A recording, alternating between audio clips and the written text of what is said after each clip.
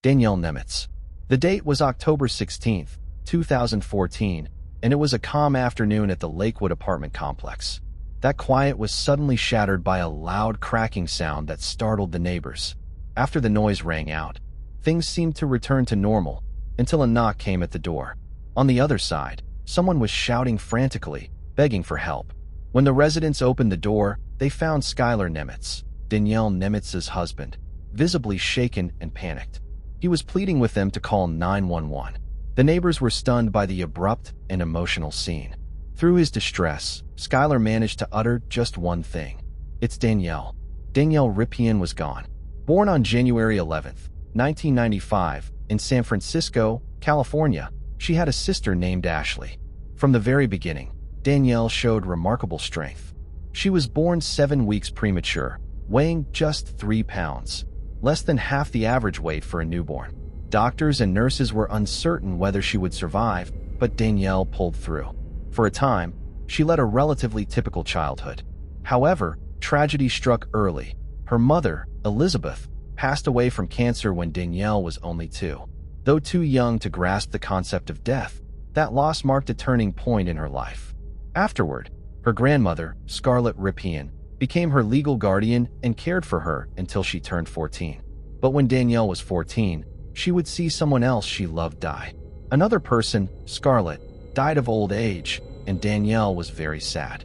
This time, Danielle realized how cruel death really was, and she felt very alone and lonely. Danielle would later move in with her stepfather, Michael, who legally became her father.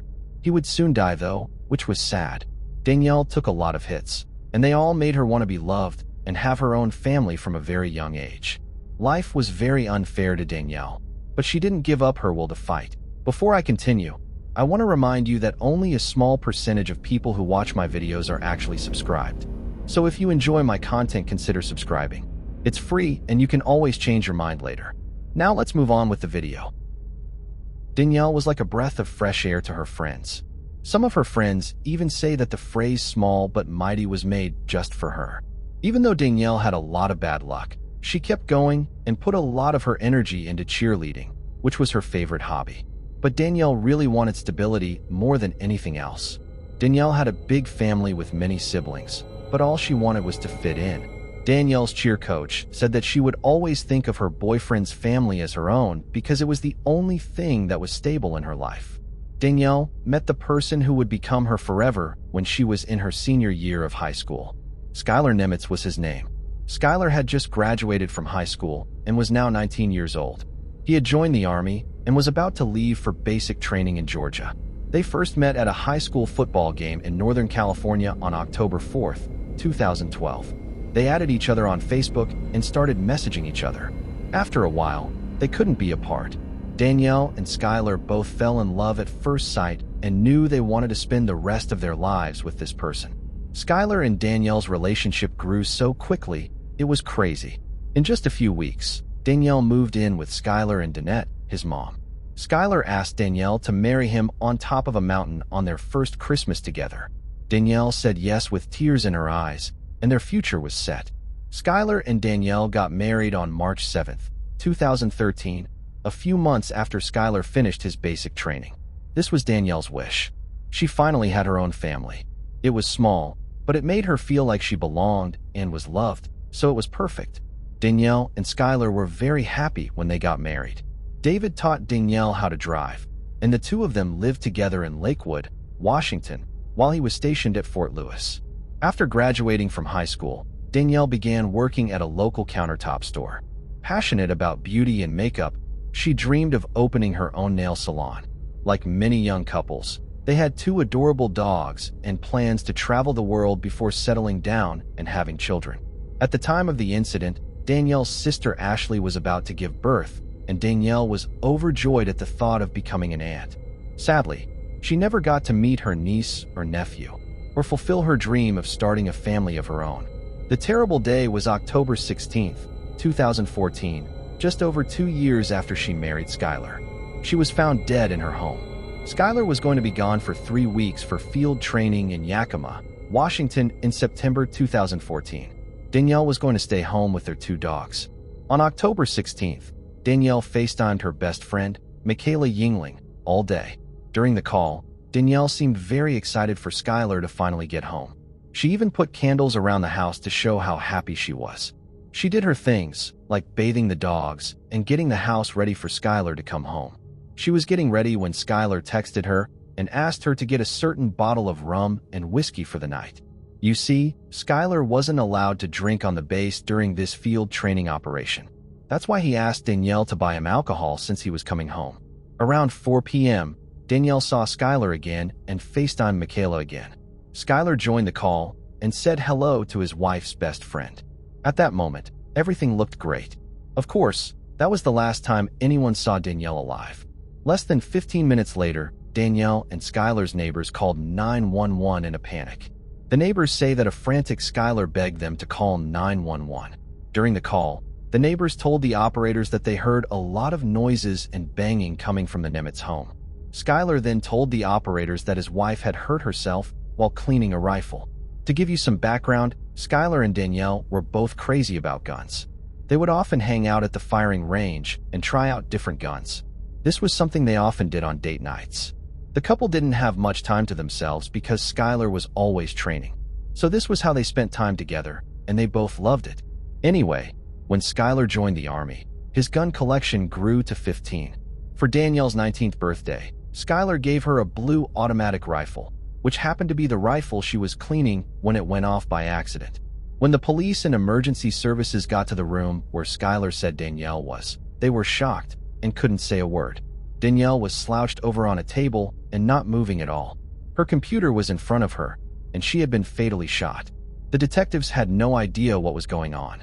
They needed answers quickly, and the first person they talked to was Skylar, who had recently lost his wife. She was the only person who could have seen this horrible attack. When the police got there, they found Skylar near his car. He looked upset. He was slouched and looked like he was crying. But what the police saw was that Skylar wasn't obviously crying. His eyes were closed tight and his face was twisted, but he wasn't crying. He was just making sounds like he was crying. The police began questioning Skylar because they really wanted to know what happened at the Nemitz house that killed Danielle. However, this is where Skylar began to tell a story that was very different from what he told the neighbors on the 911 call. From what he heard, Danielle was on her computer and Skylar was cleaning the gun. Even though the magazine was broken off, he didn't know that the gun still had one bullet in it. While he was working on the gun that was aimed right at Danielle, he accidentally pulled the trigger, which sent a bullet through Danielle and killed her instantly and tragically. Because of this, the police had even more doubts, so they decided to put Skylar in the police car and take him to the station. Skylar was emotional in the car, which was full of recording devices. Skylar repeatedly told Danielle he loved her and begged God for forgiveness. His emotions swung wildly. One moment he was crying over the possible end of his career. The next he was shouting Danielle's name and insisting he hadn't meant to hurt her. At times, he appeared to be sobbing but had no tears, and other times he became calm and focused, especially when detectives began to question him. Investigators quickly grew convinced that Skylar's emotional outbursts were an act. Back at the station, his statements continued to shift. Each time police interviewed him, the details of his story changed. Nothing remained consistent, whether it was the location of the magazine during the cleaning, how the gun went off, or even who was actually holding the weapon. 8 times, to be exact, Skylar changed his story while being questioned for 5 hours. It was making the police lose their minds. The police knew Skylar wasn't telling the truth. He was just making up stories about how he shot his wife by accident or how his wife shot herself by accident. Yesterday, Skylar finally changed his story 9 times. On his 10th try, he said that he was the one who pulled the trigger and even pointed the gun at Danielle, but he didn't know the gun was loaded. To begin with, why would someone point a gun at their family or friends if it wasn't armed? Second, the wound on Danielle's head showed that the gun was pointed at her from close range. Everything made people think of something terrible and dark. Did Danielle know Skylar was holding a gun so close to her? It's so scary to even think about it. As for whether Danielle meant for it to happen or not, she might not have known what was going on behind her. Meanwhile, while Skylar was at the station, a few police officers called Danielle's family and friends to tell them about her untimely death and to find out more about Skylar and Danielle's relationship. The police believed that the couple's marriage was not as good as it seemed. They were right because many of Danielle's friends came forward with details, and let's just say that Skylar was not on their nice list. Michaela, Danielle's best friend, was the first person to speak up. She said Skylar always made her feel weird. He swept Danielle off her feet as soon as they met. This isn't a big deal in and of itself, but Michaela thought Skylar should have spent more time getting to know her since she and Danielle were so close. You might or might not agree with her, but that's how she felt. Michaela also said that Danielle would be closely watched by Skylar, who wouldn't let her hang out with her friends and wouldn't even let her spend money without his permission. But if I'm being honest, the money thing could have been because they were short on cash. I think that's a bit of a stretch. Another man, James Peltier, was like a father figure to Danielle. He had only met Skylar once, if you can call shaking his hand and walking back to his car a meeting. This was definitely a little strange. No one liked how Skylar didn't try to get to know Danielle's dad figure. Now there's a reason for every story. For instance, I didn't spend much time getting to know my wife's parents before we got married because I knew they were bad people. I'm talking about people who were found guilty of crimes and never changed their ways. In the case of Danielle, though, that was not the case. The next piece of information is a little harder for Skylar to get out of. Check this out. James also told the police that Skylar hit Danielle during a fight and broke her phone. Danielle also told James that Skylar was very violent and physical, especially when he was drunk, which really scared James to his core. Danielle was also left alone by Skylar, who made her clean the house all the time. After they were married for a while, Danielle's friends noticed that she didn't have that spark or light in her eyes anymore. She was stiff, her smiles were fake, and she always had to ask Skylar for something. To make things worse, Skylar thought Danielle was cheating on him. He thought Danielle was cheating on him with Michael Newton, her boss, even though there wasn't a single piece of evidence to support this. Then while the police were looking into it, a woman named Carrie Fass went to the station and told them all about Skylar and Danielle's not-so-perfect marriage. Carrie got to know Danielle pretty well because her husband worked with Skylar at the countertop store. It turned out that Skylar was not only controlling and manipulative, but he also hurt Danielle physically. Carrie told the police that Danielle had to cover up the bruises on her arms with long-sleeved shirts. All of the bruises were caused by Skylar. Skylar was very worried about Danielle's boss, Michael, and Carrie told the police about him. Michael, Danielle's married boss, was said to be pretty by Carrie, but that was all she said. Danielle never broke the rules at work, and Michael and Danielle only talked about work-related things. But what did Skylar think? Of course not. Skylar was convinced Danielle was involved with someone else, specifically her old high school friend Jeremy. He even accused her of having an affair with him. While Danielle and Jeremy had spent time together while Skylar was away in Yakima for training, it was purely platonic. Still, Skylar's deep insecurities led him to believe she was cheating any time she interacted with another man. It's difficult to imagine how emotionally exhausting it must have been for Danielle to deal with his controlling behavior. Now that the deteriorating nature of their relationship is clear, the investigation continued to unfold. Police had received the ballistics report, which raised serious concerns. Most notably, the bullet's trajectory did not align with Skylar's explanation. If the gun had truly been holstered at his waist, as he previously claimed, the bullet would have struck Danielle in a different location. Instead, the evidence showed the gun had to be at shoulder height in order for the bullet to enter the back of her head, strongly contradicting his account. So this proved that Skylar was lying. Plus, the fact that the gun was pointed so close to Danielle while she wasn't looking makes things even scarier. Another pretty bad injury Skylar had was on the index finger of the hand he used most. He did everything with the same hand, even held guns. He might not have gotten this injury from cleaning a gun, but he might have gotten it from firing one. With all of this evidence, and even some angry text messages between Danielle and Skylar that showed how unstable their relationship really was, the police charged Lorie Nemitz with killing his wife, Danielle, in the first degree and arrested him. He had a $1 million bond to stay in Pierce County Jail. The charges against Skylar were thrown out, and he was waiting to be tried. The trial began on January 21, 2016, which was about 2 years after Danielle's death. What I find so strange is that Skylar's mother stood by his side the whole time, even though there was a lot of evidence against him. And this broke my heart to see. No matter what, I'm sure every mother would. But his mom, Danette, really thought and hoped her son was innocent. She even sold her house, car, and pricey jewelry to pay Skylar's bail. To help her son's defense, she hired Michael Stewart, who was one of Washington's best defense lawyers. The prosecution used statements from Danielle's family and friends, the ballistic analysis, and Skylar's very strange behavior after Danielle's death as proof. The prosecution said that a soldier with a lot of experience who knew guns inside and out couldn't accidentally fire a bullet that hit Danielle. To give you some background, Skylar handled a gun for the first time when he was only 4 years old. That in itself is crazy, but that's a different story. Anyway, he first used an automatic rifle, the type of gun that killed Danielle when he was only 14. That's how he learned how to handle guns, take them out of action, and make them safe for cleaning or even regular checks. He had done it for many years. The prosecution tried to persuade the jury that Skylar lost his cool after yet another argument with Danielle about cheating on him and shot her once when she wasn't looking. They also said that Skylar wasn't sad about the death of his wife, the love of his life. Instead, they said, he dumped all the alcohol that he had asked Danielle to buy for him down the sink. While he was on trial, Skylar kept trying to hide how he felt, but he was really bad at it. He would act like he was crying, but he never did. His voice would never shake, and he would never show any signs of real emotion. There was no sadness or regret in this man's eyes for what he did. One thing the defense did, though, was try to get the first-degree murder charge dropped. Michael Stewart told her that Skylar didn't mean to kill his wife. It was a terrible accident, and Skylar was only slightly to blame for the death. For 1 month, the trial went on, and at the end, the jury ruled.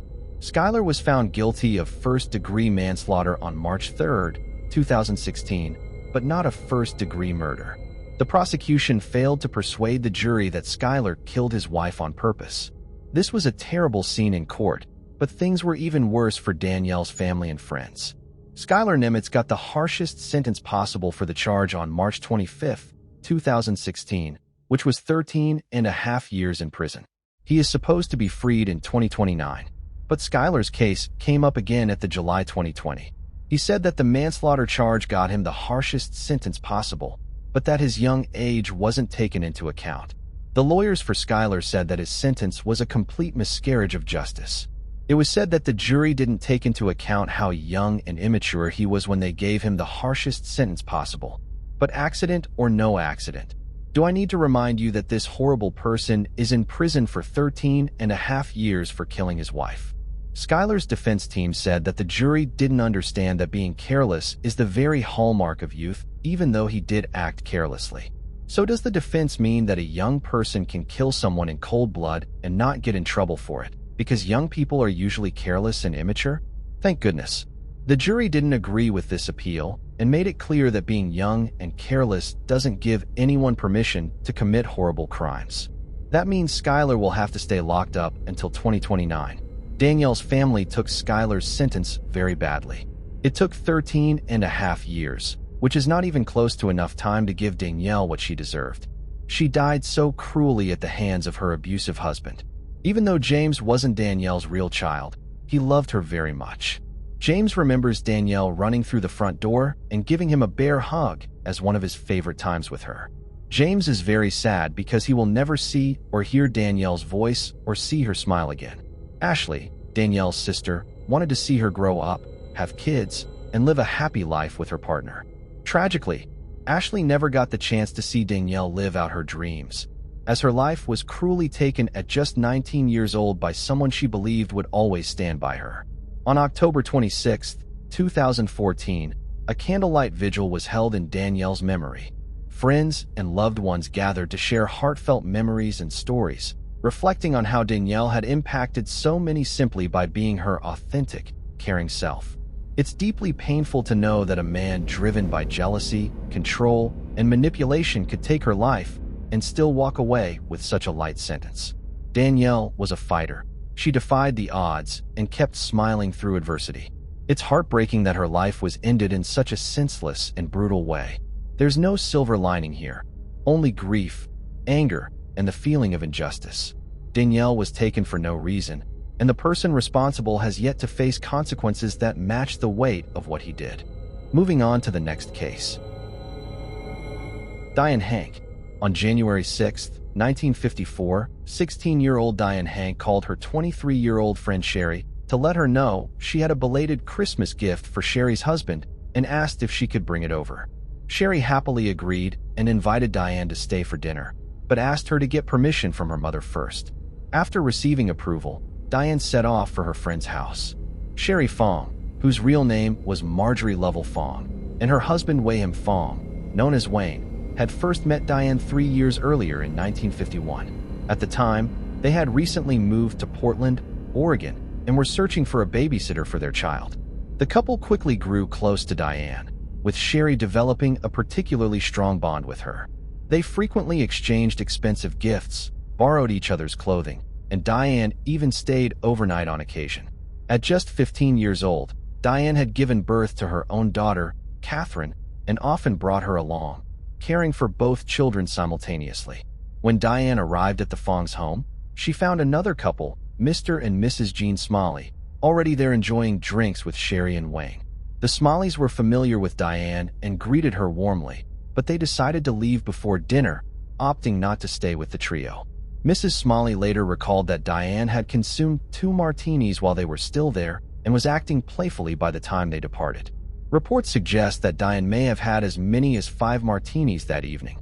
2 people spoke to her on the phone later that night. One of them, a friend of the 16-year-old, later mentioned that Diane's speech was slurred.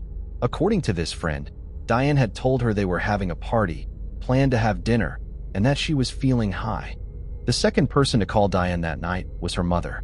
Around 9:30 p.m., they spoke briefly, and Diane mentioned that Sherry had given her some vitamin capsules. Concerned, Mrs. Hank told her daughter to return them, to which Diane agreed but hesitated, saying, "You know, it would be kind of hard. You know how Sherry is." They spoke again sometime after 10 p.m., during which Diane mentioned that her hair was up in pin curls and that she'd be home soon. However, about an hour later, she called once more, explaining that Wayne had gone out and hadn't come back yet, leaving her without a way to get home. Given the late hour, she and her mother agreed that it would be best for her to stay the night with the Fongs. After that final call, Diane disappeared. The next morning, Mrs. Hank contacted Sherry, who claimed that Diane had left for school on the bus at 8 a.m. According to Sherry, they had gone to bed around 11:30 p.m. the previous night and slept in late. She had offered Diane a ride, but the teenager declined, opting to take the bus instead. However, Diane never arrived at school and never returned home. In fact, there was no sign of her anywhere. Police quickly launched an investigation, with the Fongs becoming the primary suspects. Not only were they the last people to see Diane alive, but their mixed-race marriage was considered unusual at the time, which fueled local suspicion. Additionally, rumors circulated that Wayne had ties to organized crime, and 6 years earlier, he had pleaded guilty to a narcotics charge. Investigators believe the couple may have played a role in Diane's disappearance, and racial biases, gossip, and moral judgments further complicated the case. Some people lost interest when they found out that Diane had a daughter outside of wedlock. Others simply held racist beliefs about Wayne Fong and perpetuated unsubstantiated rumors. That said, from the outside, the situation was odd even for 1954. Why was Sherry, a 23-year-old woman, so close to a 16-year-old schoolgirl? Why did the couple allow the teenager to stay the night? Why did they lavish her with pricey gifts? By today's standards, their actions appear very predatory.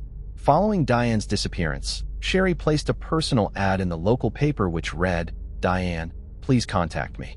Regardless of your present circumstances or anything you may have done, I'll help you all I can. Sherry." An undercover officer later stated their belief that the Thongs were being thrown to the walls, that the team investigating the case were under pressure to solve it and close it, and they were looking for anyone they could pin the blame on. Several of the 16-year-old's classmates came forward after she went missing. One of them told the authorities that they'd seen her downtown on the day of her disappearance. Another reported bumping into her at a department store a few weeks later. However, none of the sightings could be verified. Another suspect in the case was Kenneth Martin, Diane's boyfriend and Catherine's father. Reportedly, he told the 16-year-old that he would kill her if he ever saw her with another boy. 16-year-old that he would kill her if he ever saw her with another boy. Understandably, Diane found this statement incredibly distressing. However, the evidence of his threats comes only from Sherry, who claims Diane told her this. She also stated the teenager was so distraught that she was suicidal. She said Diane once told her, "If he stands me up again, I'll kill myself." There were also allegations that Sherry told a bartender that the teenager had taken her own life, and that she had said to the police that Diane had contributed perhaps 75% to her own death. On February 26th, Diane's body was found on a steep hill on the south side of Everclark County, Washington. She was wrapped in 2 blankets and a sheet and tied with rope. She was wearing the same clothes she had worn when she went round to the Fox. There were Kirby grips in her hair which had been shaped into curls and held in place with the grips, and she was not wearing stockings or her shoes. Almost all of Diane's clothing looked intact except for her bra, which was only partially fastened and had been moved up over her breasts. It was determined that she had died from barbiturate poisoning or from the mixing of barbiturates and alcohol. The teenager had never been prescribed barbiturates. In the pocket of Diane's jumper, investigators found a small plastic medicine bottle. It was about 2/3 full.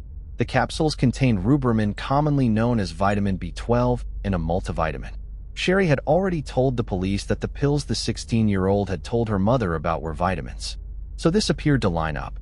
Forensics showed that black straight coarse hair was found on the inner surface of the blanket wrapped around Diane's body. Further examination of the strands showed that they belonged to someone of Asian ancestry. It was similar to a sample taken from Wayne Fong and another defendant who was later tried in court, Quang Tin Yi. Forensics also revealed that on the outer blankets and on the back of Diane's underwear, there was a black sooty material similar to a substance found in the Fong's basement. Investigators later theorized the teenager was dragged across the basement floor, which is how she ended up with the soot on the back of her body. Adding to this was that Sherry reportedly told a married couple that her life was so fantastic, "I even found a body in my basement," or "there was a body in my basement." When they asked her to expand on this, she told them it will be in all the newspapers. A spot of blood was also found in the Fong's car, but it could not be determined whether it was human or not. Notably, 5 days after Diane went missing, Sherry reportedly had the car, including its trunk, washed and cleaned. The circumstantial evidence against the Fongs was compelling, and it seemed like new details were constantly coming to light with the discovery of Diane's body. A Filipino man who had once been employed by Wayne Fong, Pio Rigo, claimed Wayne had talked to him about a dead body in January of 1954, told him the body was in the car and, quote, "He tell me to come help him." Reportedly, Wayne later told Rago that he would kill him if he didn't keep his mouth shut. Soon Sherry was brought in for questioning. She was interrogated for hours without breaks, and over the course of 16 hours provided the police with no useful information. Authorities used several strategies to attempt to get a confession, including having one of her friends question her involvement, but Sherry denied having anything to do with Diane's death. The police believed the Fong had given the teenager barbiturates that killed her, but neither half of the couple would confess. Despite this, a grand jury indicted both Sherry and Wayne, as well as a third person, Huang Ting-yi, who spent much of his time at the Fong's house and is believed to have been a business associate of Wayne's. At their first trial, Wayne and Sherry were found guilty of murder and sentenced to death by gas chamber. However, a judge overturned the verdict, asserting that the prosecution failed to provide anything more than circumstantial evidence. In subsequent trials, it was revealed that the Fongs were heavily involved in the Portland drug scene, and that Wayne in particular was an important part of a criminal organization. Sherry was tried a second time, but the case ended in a mistrial. During her third trial, she was convicted, but the verdict was later overturned. She was tried a fourth time and ultimately acquitted. At some point between her third and fourth trials, she allegedly confided in an undercover police informant, claiming that a Chinese syndicate wanted Diane dead for talking too much.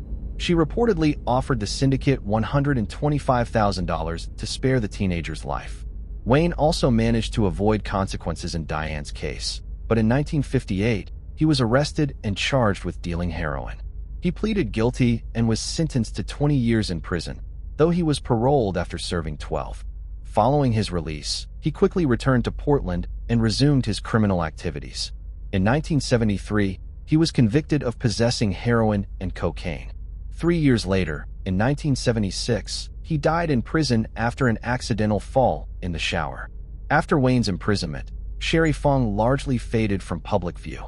Though she had been attending university at the time of Diane's disappearance, she never completed her studies. In 1987, she accepted probation for tampering with drug records. She passed away later that year at the age of 56. Diane's disappearance remains unsolved. Moving on to the next case. Jennifer Zucconi. People commonly labeled as psychopaths often display traits of antisocial personality disorder, rendering them incapable of genuine remorse, guilt, empathy, or compassion. Yet, they can skillfully imitate emotions, presenting themselves as entirely normal on the surface.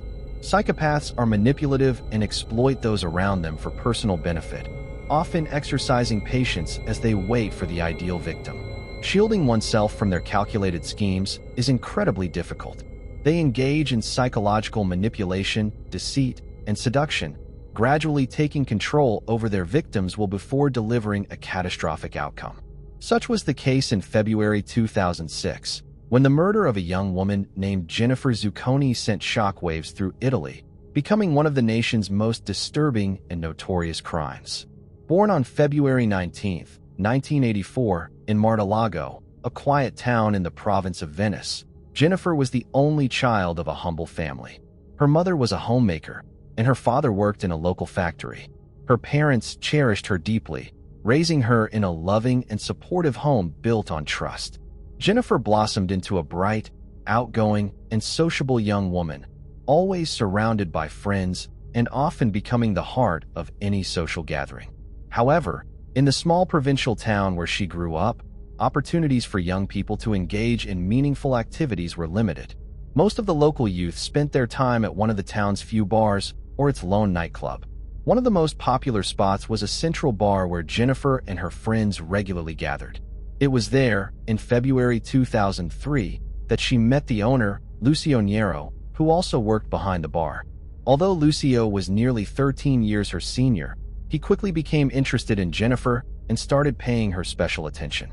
Their casual conversations soon deepened into something more, and Jennifer, flattered by the attention of an older man, found herself drawn to him. Lucio showered her with compliments, treated her to cocktails, gave her rides home in his car, and even surprised her with expensive gifts. Jennifer confided to her friends that she hadn't initially liked Lucio, but his strong charisma eventually won her over. A few months later, they officially began dating. Their relationship developed rapidly, but it was far from simple. Lucio was married and had 2 young children, something he admitted to Jennifer early on.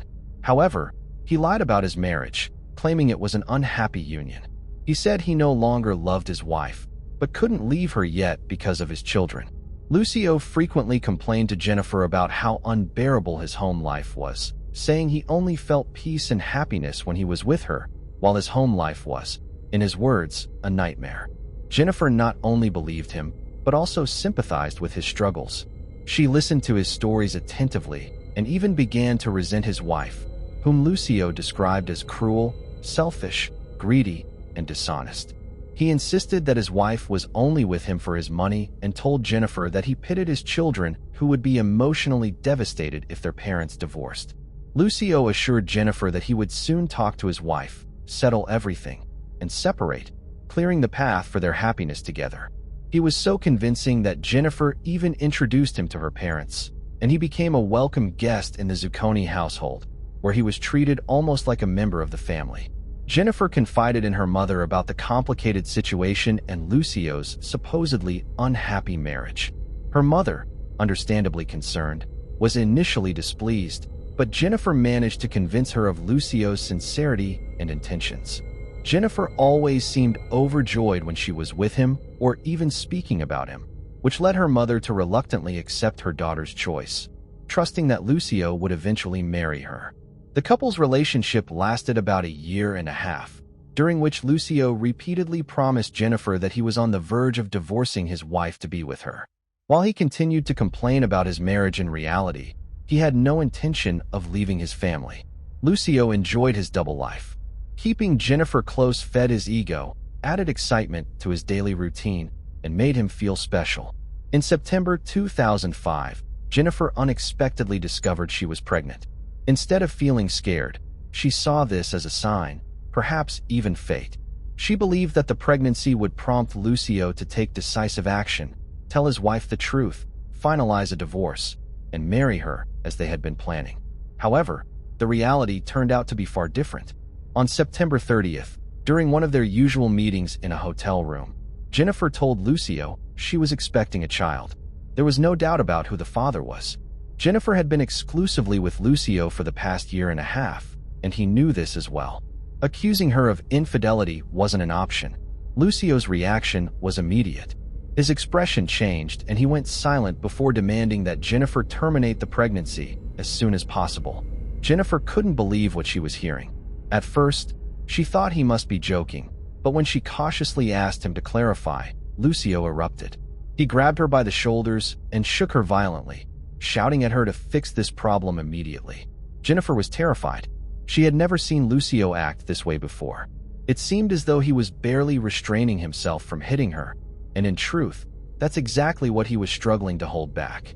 He paced the room in a frenzy, repeatedly asking her who else knew about the pregnancy. That day, they were unable to have a calm conversation. After a heated argument, they parted ways, each heading home. Jennifer wasn't overly upset by Lucio's reaction. Naively, she believed he just needed some time to process and come to terms with the situation before making the right decision. She chose not to pressure him and refrained from calling him in the days following their tense meeting. However, unable to hold back any longer, she eventually called him first. Lucio, on the other hand, was convinced that Jennifer had used the time to terminate the pregnancy and that their relationship would continue as it had before. His first question was about whether she had taken care of it, and when she told him she hadn't, he erupted. He began yelling over the phone, accusing her of trying to ruin his life. Once again, they couldn't have a calm conversation. Jennifer, realizing he hadn't changed his stance, firmly decided on her own that she would have the baby with or without his support. Time passed, and the two saw each other less and less. Their communication was sporadic and usually ended in heated arguments. Meanwhile, Lucio's wife remained unaware of her husband's affair or the fact that Jennifer was pregnant. Lucio continued to present himself as a devoted family man, doing everything he could to conceal his infidelity while simultaneously pressuring Jennifer to terminate the pregnancy. Jennifer's parents supported her decision to keep the baby, reassuring her that they would help raise the child even if the father never came around. Deep down, however, they hoped Lucio would eventually take responsibility, acknowledge the child, and marry Jennifer as he had promised. For several months, Lucio avoided any contact with his pregnant lover. During this time, Jennifer had come to terms with the idea of becoming a single mother. She tried to stay positive and actively prepared for the baby's arrival. She already knew she was expecting a boy and had even chosen a name for him, Haven. By the February, the Zucconi household was fully prepared for the baby's arrival. With her parents' help, Jennifer had set up a nursery, complete with a crib, stroller, blankets, and baby clothes. She had even sent Lucio ultrasound photos of their baby along with a few messages, but he never responded. Despite his silence, Jennifer tried not to push him. She hoped to give him the space he needed to come around and believed that he would eventually choose her and their son. She checked her phone and email daily, waiting for a message or call from him. Then, at the April 2006, an unexpected phone call finally came. It was Lucio. He asked how she was doing and mentioned that they needed to meet for an important conversation. His tone was calm and his voice was soft and gentle, something Jennifer hadn't heard from him in months. For the first time since telling him about the pregnancy, Lucio sounded kind and sincere. He gave the impression that he truly wanted to discuss something important with her. Jennifer's heart leaped with hope. She thought Lucio had finally chosen her and their unborn son, decided to leave his unhappy marriage, and was planning to propose to her during their meeting. She shared her thoughts with her mother, who agreed with her optimism. Jennifer's mother saw Lucio as a mature, responsible man who would be an ideal husband and father, and despite everything that had happened, she would have gladly welcomed him into their family. Lucio arranged to meet Jennifer on the evening of April 29th, suggesting they take a walk in a nearby park. It seemed odd that he didn't suggest a cafe or a hotel as he had in the past, but Jennifer didn't think much of it. She was simply eager to see him again. At that point, her due date was less than a week away, and she still hoped her child would have a father. The evening before their meeting, Lucio called Jennifer again to confirm the details. He told her he would wait for her in the parking lot of a small shop about half a kilometer from her home. The area became nearly deserted in the evenings, but this didn't raise any alarms for Jennifer. She felt no sense of danger. Jennifer carefully prepared for the meeting. She carefully styled her hair, applied her makeup, and chose an outfit, wanting to look her best for Lucio. She spent nearly an hour in front of the mirror, eventually settling on a dress she thought he would like. She packed a small purse with her phone, a pack of mints, and just 10 euros in cash. Then she made her way to the parking lot, where she waited alone for Lucio. He showed up around 8 p.m., driving a car Jennifer didn't recognize. Still, she brushed it off, assuming Lucio had bought a new car during the period they hadn't been in contact. He suggested they grab ice cream at a nearby gas station, and, trusting him, Jennifer got into the car without hesitation. 2 hours later, Jennifer's mother began to grow concerned and tried calling her. To her alarm, the call went straight to voicemail. Jennifer's phone was off. By midnight, her mother's worry turned into panic, unsure of what steps to take next. Suddenly the phone rang, but it wasn't Jennifer, it was Lucio. Lucio calmly asked if Jennifer had made it home yet. He claimed they had met, talked, taken a walk in the park, and that he had dropped her off at the same parking lot where he had picked her up. When Jennifer's mother told him that she hadn't returned home, Lucio feigned concern and panic. He said he would call back later, but couldn't search for her right away because he had urgent matters to attend to. After this, he hung up and never called back. Terrified, Jennifer's parents began calling all her friends, hoping she had run into someone and lost track of time. Unfortunately, none of them had seen her that evening or had any idea where she might be. Then around 1 a.m., they received a text message from Jennifer's phone. The message stated that she had gone with friends to a casino in Slovenia, a place she had visited before. It reassured them not to worry and promised she would return home in a day. Jennifer's mother immediately tried calling her, but the phone was already turned off. That was when she realized that someone else must have sent the message. Despite the casino being only about a 2-hour drive from their town near the Italian border, Jennifer couldn't have gotten there. She hadn't brought any money, and more importantly, she didn't have her passport, which was necessary to cross into Slovenia. Her parents began to fear the worst, that their daughter had been abducted, and Lucio might have had something to do with it. But why? And where was Jennifer? They wasted no time reporting her disappearance to the police. Since she was heavily pregnant and due to give birth in just a few days, the authorities launched an immediate investigation, starting with checks for any accidents or emergencies reported in the area. Jennifer's mother told the police everything about Lucio's suspicious behavior. As the father of her child and the last person to see her, he became their primary person of interest. Lucio was summoned for questioning and repeated his earlier claim. He had spoken with Jennifer, then dropped her off at the parking lot near the store. Since there were no surveillance cameras at the location, his story couldn't be verified. With no physical evidence linking him to her disappearance, the authorities had to release him, but placed him under discreet surveillance. On April 30th, Jennifer's parents made a public appeal on television, asking anyone with information about their daughter's disappearance to come forward. Unfortunately, no valuable leads emerged. The police decided to question Lucio again. This time, he maintained he had nothing to do with Jennifer's disappearance. He admitted to their relationship and expressed concern for her well-being, but his demeanor was unsettlingly calm and indifferent. Lucio even offered a theory suggesting that Jennifer might have been kidnapped by a group of individuals. He specifically mentioned Roma communities who could have taken her to sell her baby. Though Lucio appeared to cooperate with the investigation, he did so reluctantly. Without direct evidence, the police were unable to detain him. Then, a week later, Lucio disappeared. By this time, his wife had learned about his affair with the young pregnant woman and his suspected involvement in her disappearance. The revelation shocked her.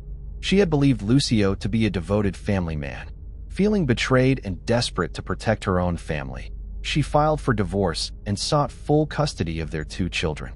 As their marriage fell apart, Lucio made his escape, seemingly determined to go into hiding and avoid further scrutiny. On May 11th, Lucio unexpectedly decided to contact his wife, placing a call to her. Unbeknownst to him, his phone was being monitored by authorities, who tracked his location to Milan. Lucio was arrested that same day and transported to the Martelligo police station. He continued to deny any involvement in Jennifer's disappearance, claiming that he loved her and was even ready to leave his family for her. However, his story began to change. This time, he alleged that Jennifer never showed up for their meeting that evening. Unfortunately for him, the recorded phone conversation with Jennifer's mother contradicted his new account.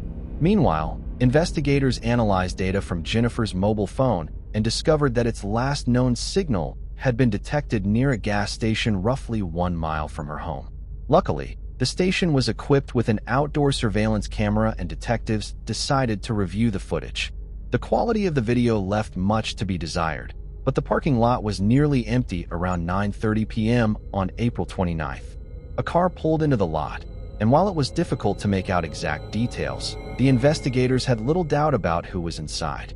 For a moment, nothing happened. Then, a woman suddenly bolted from the car and started running away, clearly terrified. The driver exited the vehicle and chased after her.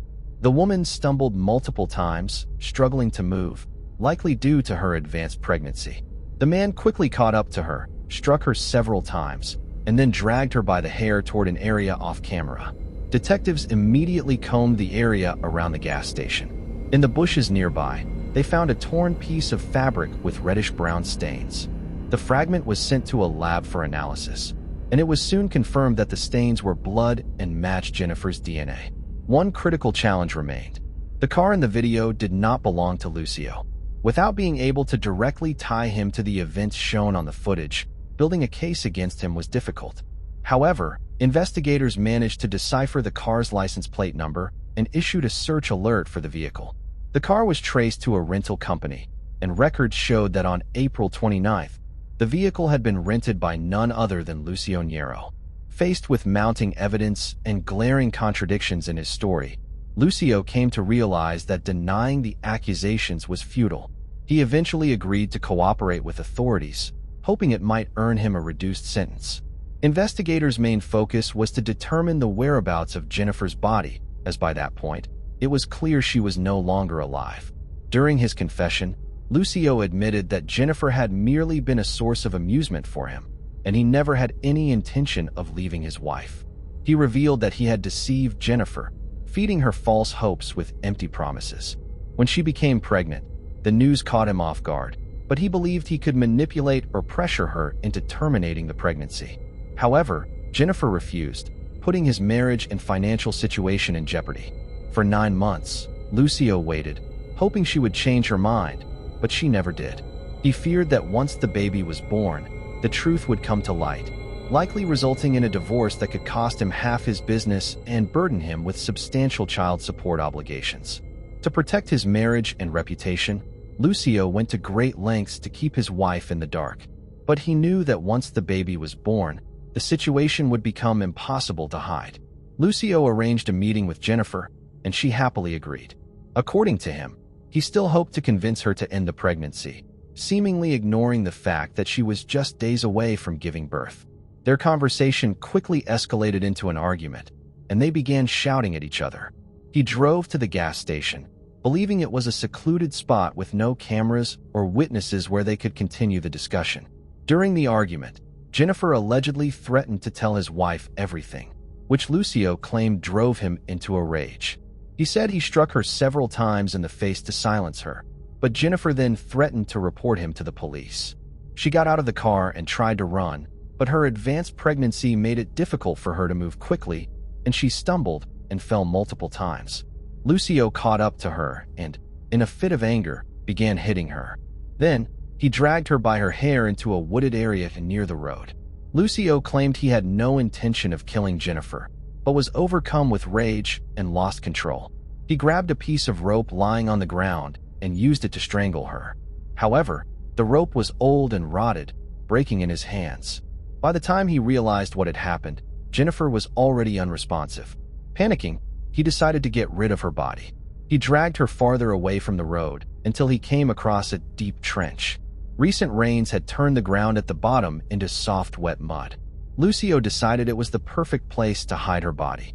He threw Jennifer face down into the trench, then climbed in after her and began stomping on her to push her deeper into the muddy ground. He walked back and forth over her body, even jumping on it to press it further into the muck. Afterward, he shoveled some dirt over her, but didn't bother to properly bury her, leaving the scene in a rush. The suspect led authorities to the site where he had hidden Jennifer's body.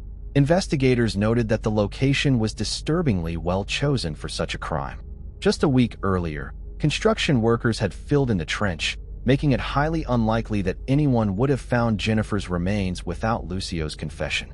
Excavating the site and recovering the remains required significant effort. When the remains were sent for forensic examination, the results were shocking. Despite the decomposition, medical examiners identified numerous injuries sustained while Jennifer was alive, including bruises, abrasions, and scratches. Ligature marks on her neck indicated strangulation with a rope, but that was not what caused her death. Jennifer had lost consciousness during the assault, and Lucio had thrown her into the trench while she was still alive. Jennifer tried to breathe, which was evidenced by soil and mud found deep in her airways, ultimately causing her death. Furthermore, as Lucio stomped on her body to push it deeper into the mud, he fractured her spine, collarbone, arm, and several ribs. Experts concluded that both Jennifer and her unborn son could have survived if Lucio had stopped and called for help. Despite her injuries, her life and that of her child might have been saved. After confessing, Lucio claimed he had acted in a fit of rage, insisting he was temporarily out of his mind. He requested a psychological evaluation, but the results determined that he was fully aware of his actions at the time of the crime. However, experts did note signs of psychopathic tendencies. Prosecutors argued that Lucio's actions were premeditated. They believed he was motivated by the financial fallout he would face if his affair and Jennifer's pregnancy became public knowledge, leading to a scandalous divorce. There was no doubt that he committed the crime deliberately, and his primary motive was to protect his wealth. Although the case gained significant public attention, media outlets did not report that Jennifer had been pregnant. This omission angered the Zucconi family, who decided to take matters into their own hands. They gave a detailed interview about Jennifer's pregnancy and shared post-mortem photographs of her and her unborn son in a small casket. Lucio's trial didn't begin until February 2008, 2 years after the crime. Throughout the proceedings, the defense continued to argue that the crime was not premeditated and that Lucio had acted in a state of emotional distress. Remarkably, even though a psychiatric evaluation confirmed Lucio was mentally competent, the judge determined that the crime was not committed intentionally. In October 2008, Lucio Nero received a 30-year prison sentence with the possibility of parole after just 15 years. This relatively light sentence sparked outrage among Jennifer's family, who sought to appeal for a harsher punishment, but their efforts were unsuccessful. Additionally, Lucio was ordered to pay the Zucconi family €80,000 in compensation, but he declared bankruptcy and never paid a single euro. By February 2016, Lucio had earned privileges for good behavior, allowing him to leave prison during the day for work and spend several weeks a year at home. Then, in February 2017, he was released on parole after serving only 11 years for his brutal crimes. Throughout, Lucio never showed remorse or apologized to Jennifer's parents for stealing their daughter and unborn grandchild from them. Moving on to the next case. Jenny Lynn.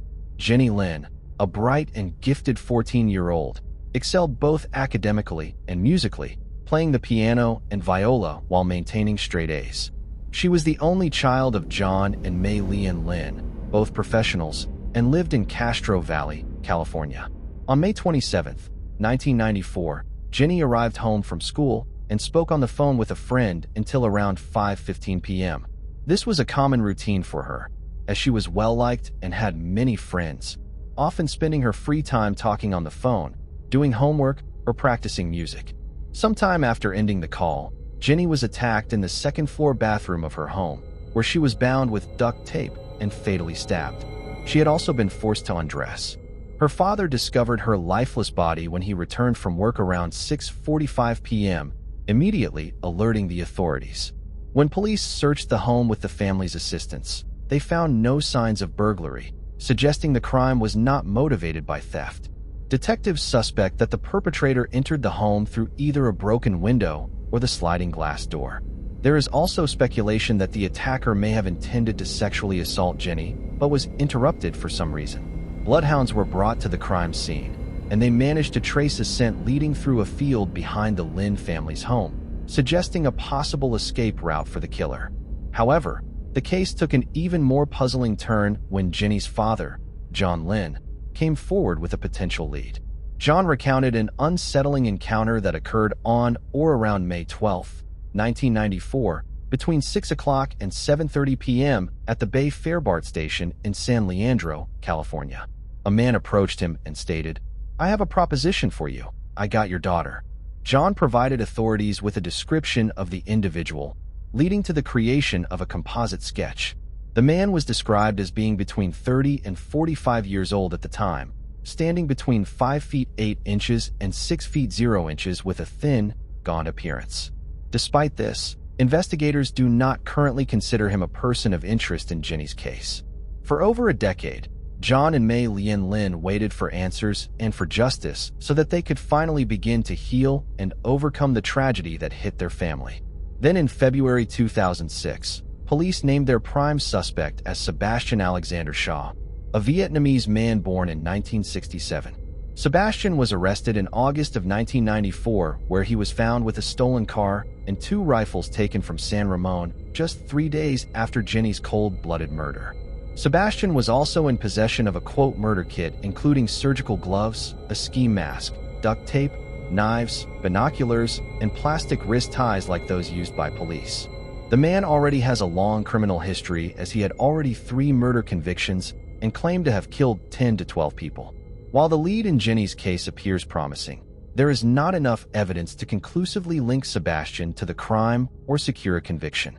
Authorities have not publicly disclosed what initially led them to consider him a suspect. Earlier in the investigation, the FBI theorized that the perpetrator was likely someone local who was familiar with Jenny and her daily routine. For a time, online sleuths speculated that serial killer Tommy Lynn Sells might have been responsible, but this theory has long been dismissed. Following the heartbreaking loss of their daughter, Jenny's parents established the Jenny Lynn Foundation to honor her memory through community initiatives.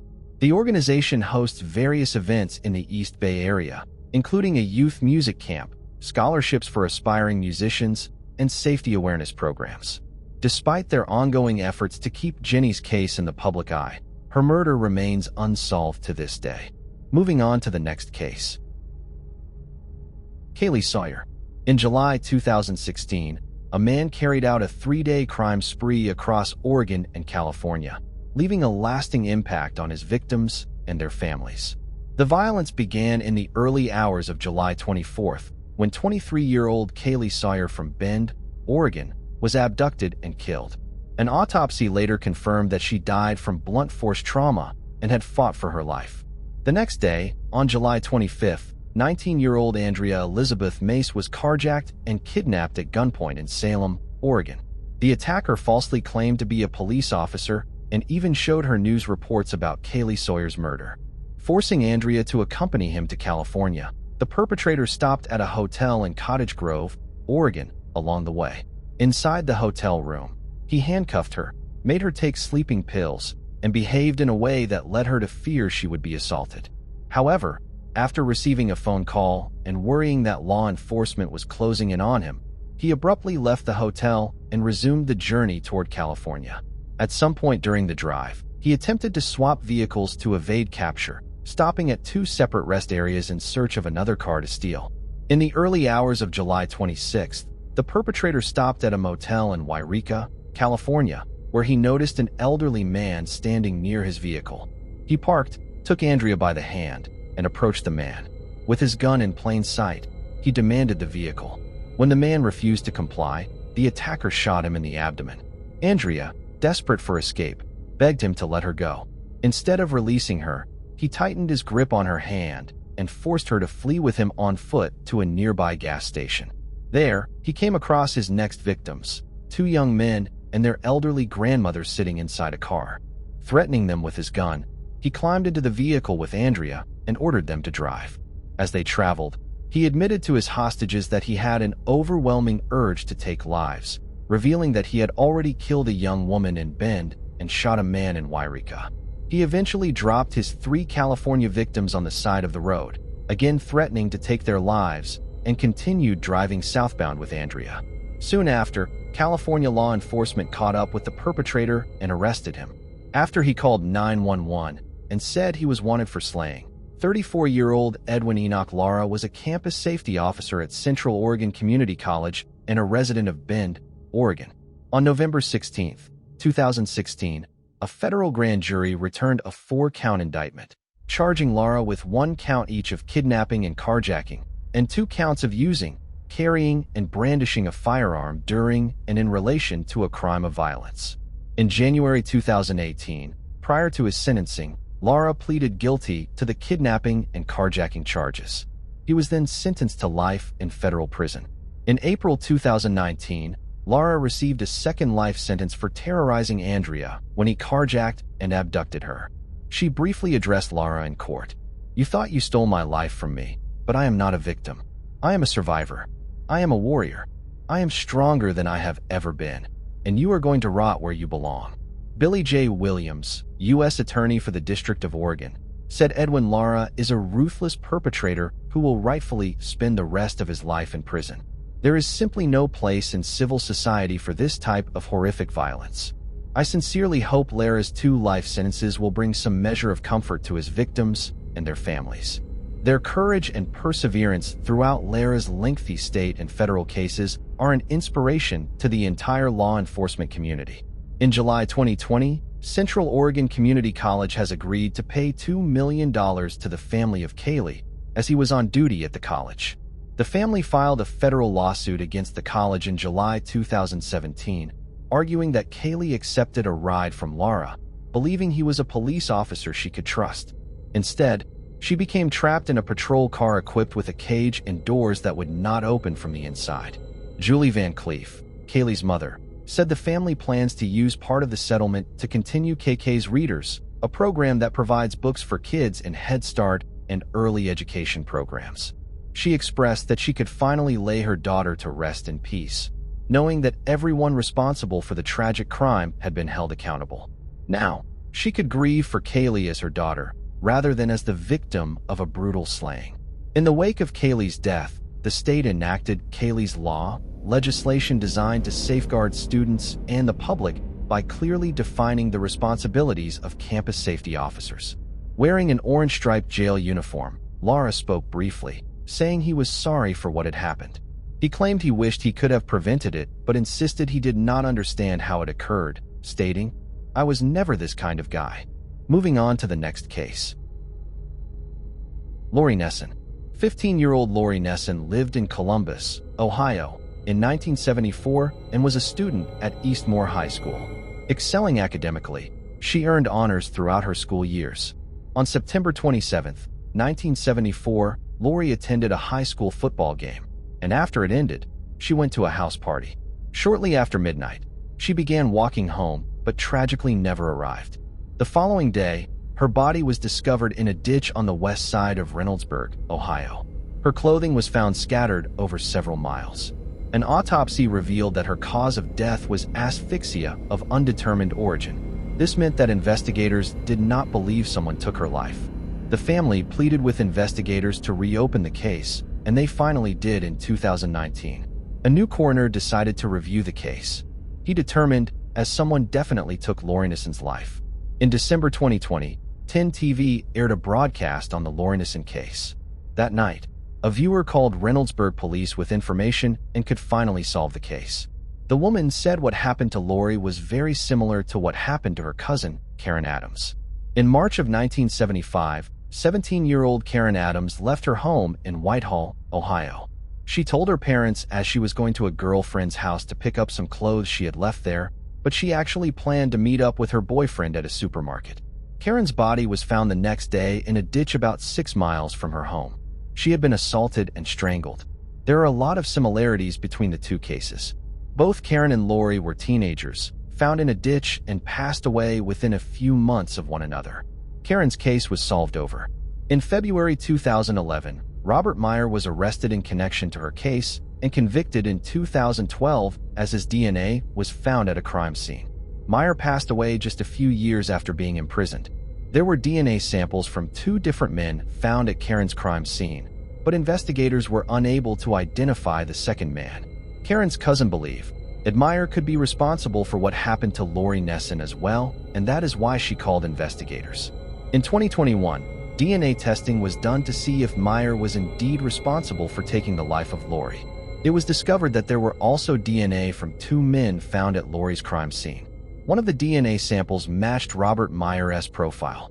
Investigators suspected that the other sample might belong to Charles Weber, a friend of Meyer's with whom he had served time in prison. Since Weber died in 1992 and was cremated, authorities had to obtain a DNA sample from his son. It was then confirmed that Robert Meyer and Charles Weber were responsible for the murder of Lorie Nessen. Additionally, investigators discovered that Charles Weber was the second man involved in the killing of Karen Adams. Authorities believe these 2 men may have committed more crimes and are actively investigating further. Detective Chuck Clark from the Franklin County Sheriff's Office remarked, "I always suspected these 2 were involved in more than they were charged with. They would drink, drive around the city, and approach girls and young women, often alone." Moving on to the next case. Sukhwinder Singh Sedu. The disappearance of a young woman on a warm summer evening sent a wave of fear and confusion through a small town in Punjab. Her trail vanished without warning, leaving behind a web of questions and speculation. Just days earlier, Jazz had appeared joyful, her future filled with promise. But no one could have predicted the darkness that was about to surface. The year was 1994 in the town of Jona, Punjab, India. This quiet town, defined by its winding alleys and the constant buzz of rickshaws, found itself at the center of a growing mystery. Among the locals was Sukhwinder Singh Sedu, known affectionately as Mithu. He wasn't just any rickshaw driver. He was a figure of admiration, particularly among the youth. Mithu was known for his dynamic spirit, athletic ability, and his talent in a traditional team sport called kabaddi, a game that demanded speed, strength, and cooperation. As captain of his team, Mithu's name carried weight throughout the region.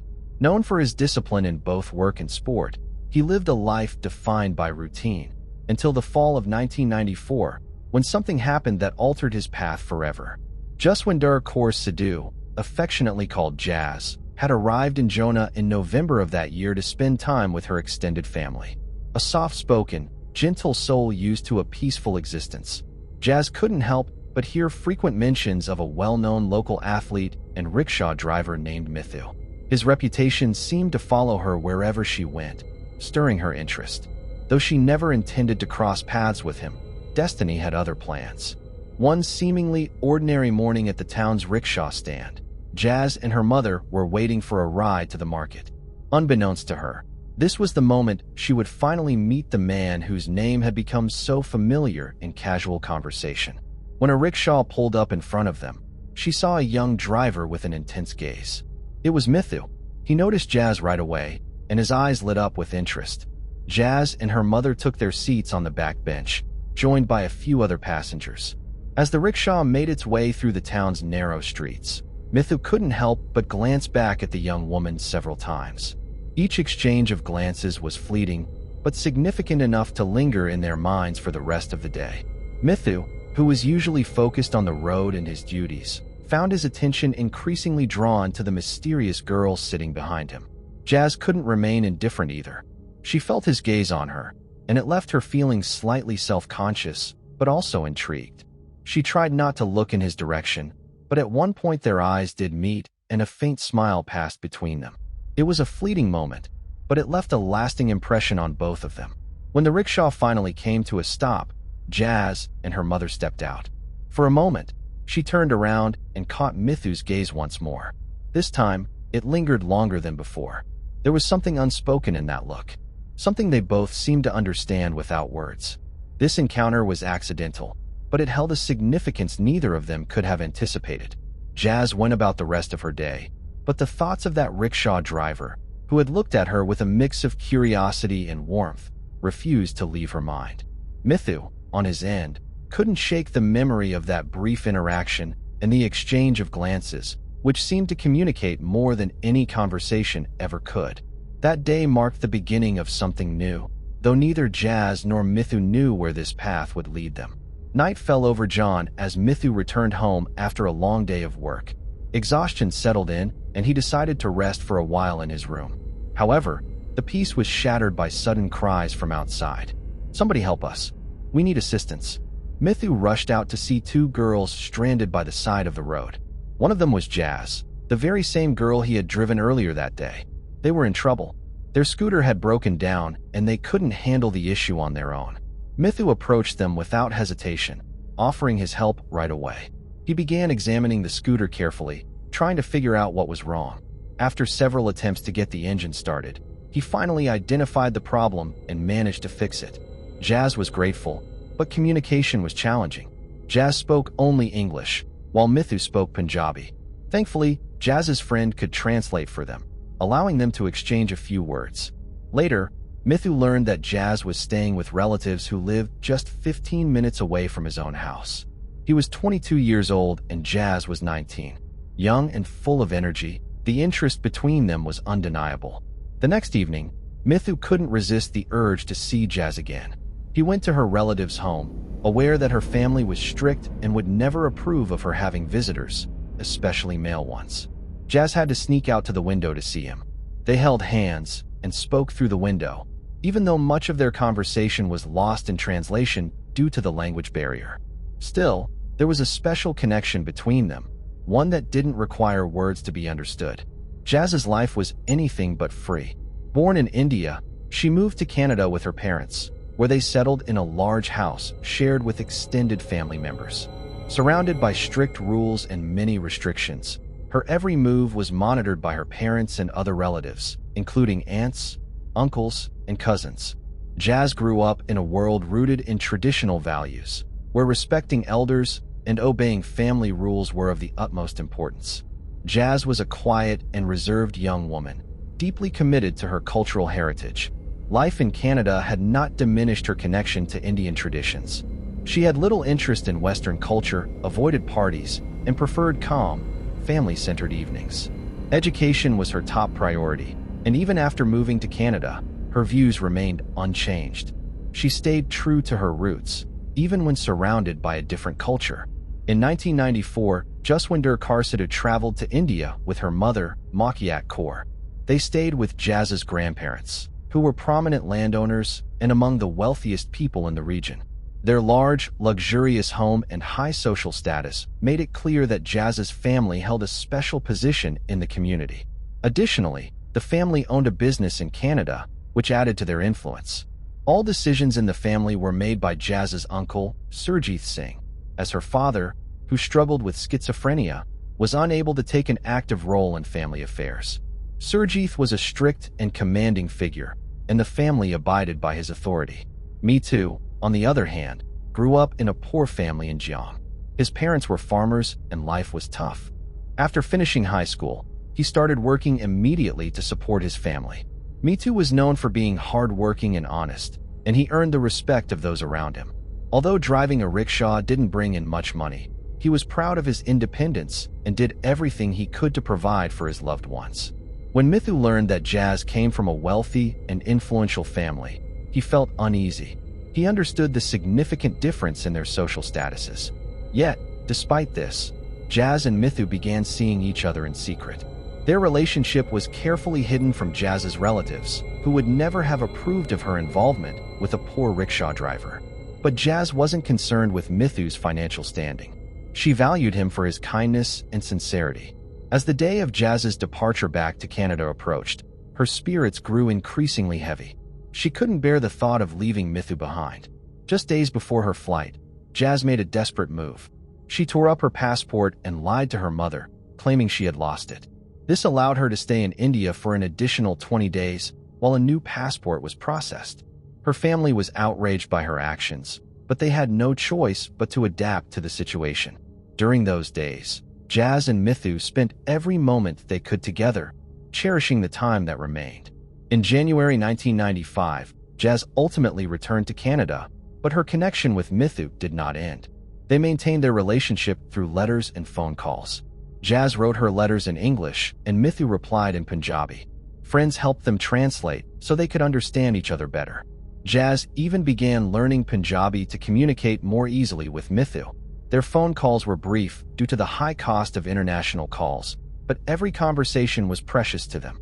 For 4 long years, they stayed in touch, holding on to dreams of a reunion.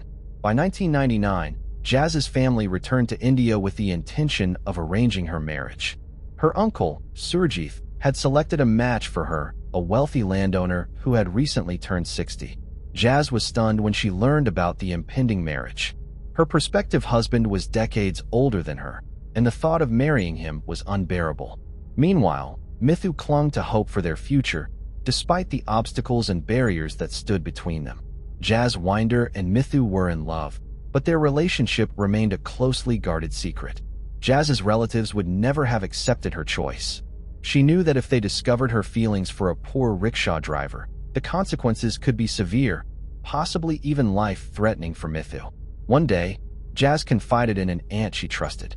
"If I can't marry Mithu, I'll die without him," she confessed. Her aunt realized the gravity of the situation and offered to help find a solution. On March 15, 1999, Jazz and Mithu married in a quiet ceremony at a gurdwara without anyone else knowing. Jazz returned home afterward, and no one discovered what had happened. The arranged marriage to the older man was initially postponed and eventually called off entirely. Jazz stayed in India for another 2 months, secretly meeting with Mithu, fully aware that if their relationship were exposed, the repercussions could be devastating. When it was time for Jazz to return to Canada, she promised Mithu that she would come back soon. They continued to stay in touch, and Mithu even managed to get a phone line installed at his home, making communication easier. However, in early 2000, Jazz's relatives in India found out about her secret wedding and informed her parents. The reaction was immediate. Her mother and uncle were furious. Jazz was confined to her room, forbidden from using the phone, and cut off from any way to contact her husband. A few days later, Jazz's mother, Makiat Kaur, changed her approach. She came to her daughter and claimed that the family had decided to accept her relationship with Mithu. She assured Jazz they would help organize a grand wedding in India and even assist Mithu with moving to Canada. Jazz believed her mother's words and was overjoyed. A few days later, her mother asked her to sign a stack of documents, saying it was necessary for Mithu's visa application. Without much thought, Jazz quickly signed everything, including several blank sheets. What Jazz didn't know was that her relatives would later print a false statement on those blank sheets. The statement read, "I, Sukhwinder Singh Sedu, declare that Sukhwinder Singh Sedu, also known as Mithu, kidnapped me, attacked me, and forced me into marriage at gunpoint.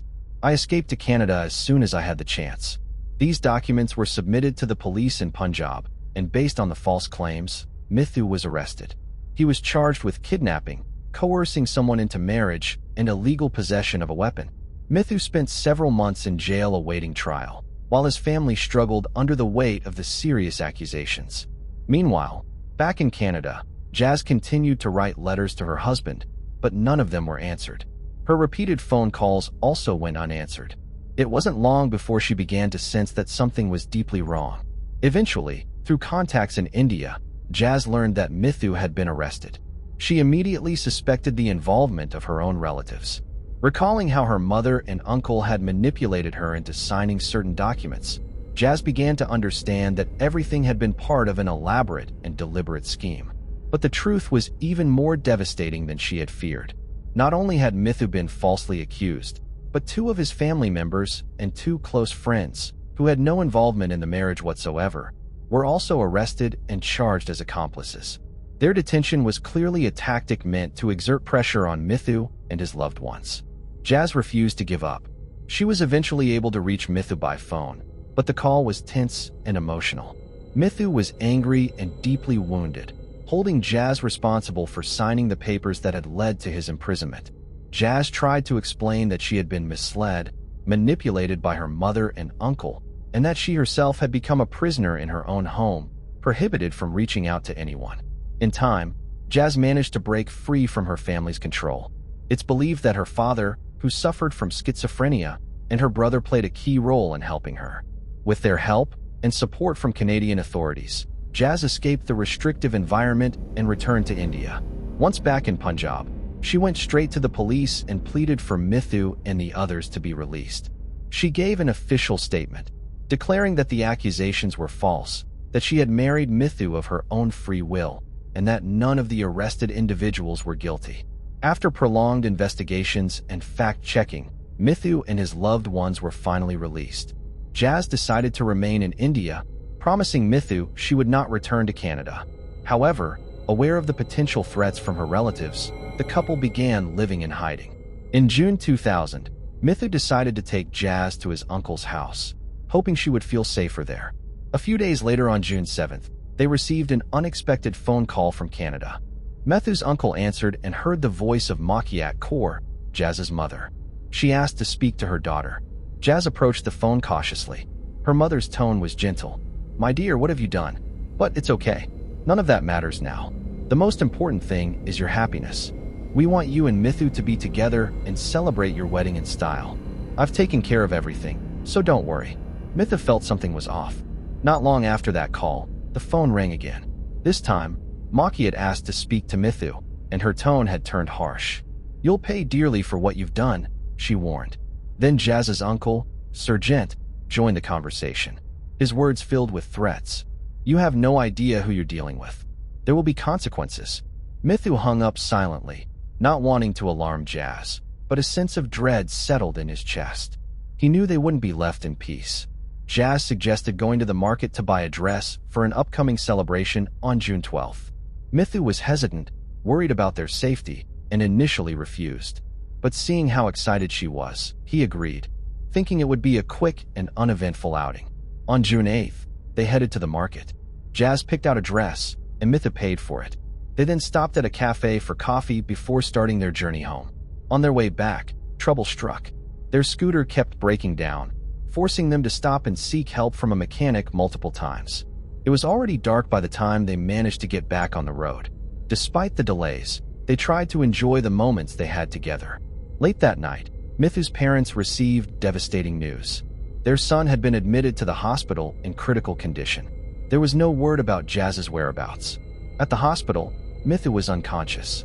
Hours later, he regained consciousness, and after receiving medical attention, he was able to give a statement to the police. Mithu recounted that on their way home, he noticed two men following them on a scooter. He chose not to tell Jazz, hoping to avoid frightening her. After a while, the strangers seemed to back off, and Mithu thought the danger had passed. But as they were nearing home, a car suddenly blocked their path, and 6 men emerged from it. Mithu stopped the scooter, confused and unsure of what was happening. Suddenly, the men pulled out wooden sticks and began attacking. Mithu tried desperately to defend himself and protect Jazz, but they were heavily outnumbered. One of the attackers struck him in the head, causing him to lose consciousness. Believing he was dead, the attackers dumped his body into a roadside ditch. As for what happened to Jazz, Mithu had no idea. Some workers passing by the ditch later found Mithu unconscious. They called for emergency medical help, and he was rushed to the hospital. Meanwhile, the Punjab police launched a search for Jazz. By the next day, June 9th, Jazz's body was discovered not far from where the attackers had left Mithu. Her body bore multiple deep wounds with the fatal injury inflicted to her neck. The police contacted her relatives in Canada and sent photos for identification, but neither Makiat Kaur nor Surjit confirmed that it was Jazz. Eventually, Mithu, along with his parents and friends, positively identified her. Jazz's relatives in Canada did not attend her funeral or claim her body. Their behavior raised suspicions with the police, who began an investigation. During the search for suspects, officers detained a known troublemaker, Anil Kumar. Anil immediately confessed that a few days before the crime, Inspector Jajinder Singh had approached him, offering money to commit an attack on Mithu. Both Anil Kumar and Jajinder Singh were arrested. During interrogation, Jajinder revealed that the mastermind behind the attack was Darshan Singh, Jazz's uncle who lived in Punjab. Darshan had promised a payment of 3 lakh rupees, roughly equivalent to $4,000, but the lingering question remained. Why did the attackers end up harming Jazz if Mithu was their only intended target? Anil Kumar explained that after the attack on Mithu, they assumed he was dead and left him in a ditch. They then forced Jazz into a car. She was unconscious, and they took her to a remote farmhouse. When Jazz regained consciousness, She demanded answers and asked about Mithu. She was told that he was dead, which filled her with rage. Anil then called Makiat Kaur and handed the phone to Jazz. Her mother ordered her to return to Canada, but Jazz, furious and defiant, declared that she would tell everyone the truth. At that point, Surjit grabbed the phone and tried to calm the situation. While Jazz was being held under the control of the assailants, Makiat Kaur and Surjit discussed their next steps. The perpetrators pressured Jazz to make a false statement against Mithu and return to Canada, but she refused, which only escalated their aggression. Anil called Makiat Kaur again, informing her that Jazz would not comply. Her mother then reportedly gave her consent for them to take care of her.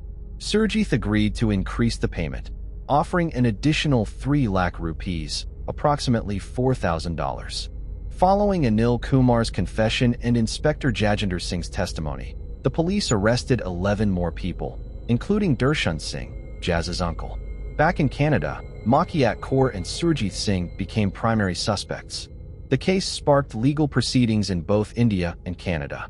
The investigation revealed that Makiat and Surjit had orchestrated the crime, directing Darshan to handle Mithu. Darshan had enlisted Inspector Jajinder, who in turn hired Anil and his group. In October 2005, 11 of the 13 accused were convicted, though some were later released on bail. Anil Kumar, Inspector Jajinder Singh, and Darshan Singh received prison sentences. After Mithu was discharged from the hospital, he faced new charges. Authorities accused him of illegal possession of a weapon and dealing in banned substances. Additionally, a woman came forward, alleging he had tried to coerce her into a relationship. These accusations seemed unfounded, but Mithu spent another 4 years in prison before proving his innocence. During that time, he faced continuous threats from Jazz's family.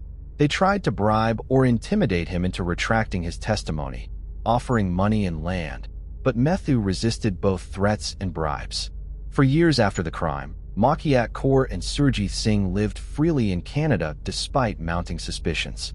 In February 2014, India succeeded in having them extradited, but appeals allowed them to remain out of custody for several more years. At that time, Makiat was working at a waste processing plant and Surjit served at a local temple.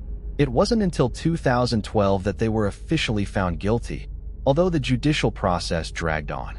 In January 2019, Punjab police made an attempt to arrest Makiat Kaur and Surjit Singh, traveling all the way to Canada to do so.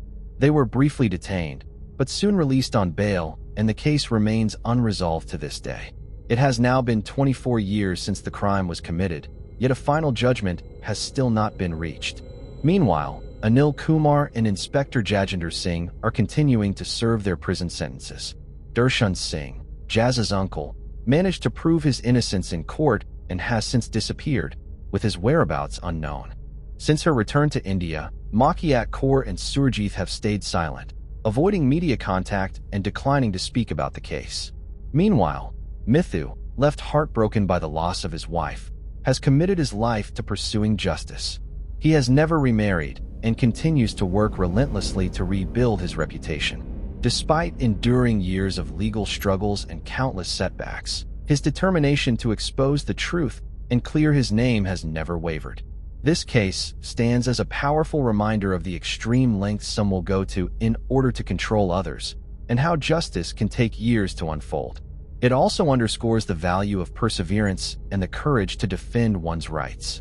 Mithu's journey is a testament to the strength it takes to keep fighting for dignity and truth in the face of relentless adversity. Moving on to the next case. The Four Girls. The youngest of the four sisters was Amy Lee Ayos, born in January 1978 during a cold Texas winter. From an early age, she was immersed in the ranching lifestyle and the cowgirl culture that the wide-open plains of Texas naturally inspire. Amy developed a deep love for the outdoors, feeling a special connection with animals and spending much of her free time with them. Her two biggest passions were fishing and horses, and she quickly became enamored with competitive horse shows. By the time she was just 3 years old, Amy was already excelling in horse competitions across Texas.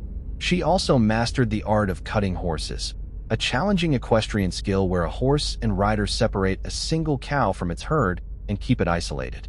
This was no small feat, especially for a young girl. Simply put, Amy was born to be a horse whisperer. These strong passions continued through her teenage years. When she wasn't at the horse barn, she was busy training her dogs in new tricks or making friends with animals belonging to strangers, seemingly possessing a natural gift for attracting animals with her energy and spirit. Amy carried her lively spirit with her wherever she went, whether cheering on her brother Sean at the rodeo or attending meetings with the yearbook staff at Burnett Middle School.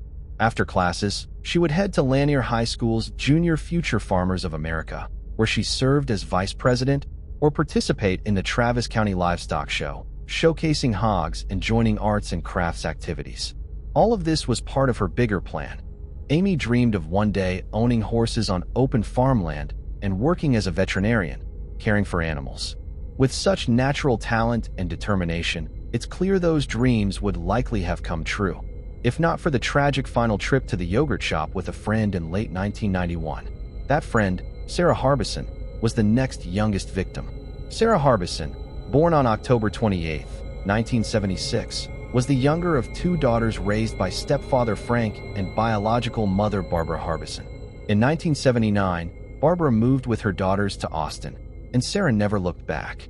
Much like Amy, Sarah had a passion for outdoor activities and a fiercely competitive nature from a young age. She loved playing sports, basketball in particular, and thrived on being part of a team, always pushing herself to improve in whatever she pursued. Sarah never slowed down either, taking on as many activities as she could. Alongside basketball, Sarah also joined the cheerleading squad and would cheer directly after her own basketball game, supporting the boys' teams too. When she got into high school, she also excelled on the freshman volleyball squad too. This hectic lifestyle didn't bother Mr. and Mrs. Harbison though, as they pushed Sarah to achieve greatness and follow her passions. Thus, Sarah joined other organizations at school, such as the Lanier FFA chapter, and became a representative on her high school student council. But her very favorite extracurricular activity, showing sheep at local county fair competitions, was shared with her older sister, Jennifer, another victim of the yogurt shop mystery. Jennifer Harbison, the eldest child of Barbara Harbison, was born on May 9, 1974, 2.5 years prior to Sarah. She, her mother, and her sister had an inseparable bond growing up. In 1980, Barbara married Frank, and the family of 3 grew to 4, cemented with true happiness and consistent support. Through this support, Jennifer was much like her younger sister, in that she was encouraged to live up to her imaginations. She was short and petite, quick and clever, but equally as confident and athletic. She loved to remain social at school, also channeling most of her energy into sports, and the Future Farmers of America player stellar track and field star in high school. She used her athletic abilities to ready herself for a future career in rodeo barrel races, the perfect dream for a girl with her interests.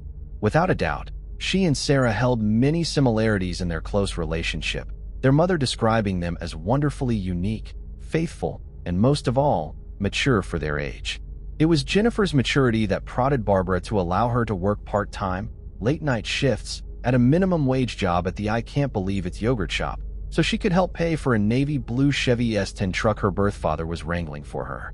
In a heartbreaking twist, it was this innocent plan that led into darkness after a few months on the job for Jennifer and her older co-worker, Eliza Thomas. Eliza Thomas was born on May 16, 1974 in Travis County, Texas. Her parents divorced when she was only a child, but she remained tight-knit with her birth mother, Maria, and grew up with her younger sister, Sonora Thomas. Like many of her friends and fellow mid-Texas natives, Eliza was fond of country music and dancing. When she became a teenager, Eliza and her best friend at the time, Michelle, would go out together to dance events. Maria Thomas would tell reporter Dick Ellis after the murders that her favorite memories of her late daughter were the times when Eliza and Michelle would meet up before or after dancing, get dressed up with nice clothes and makeup, and laugh through the homemade photo shoots.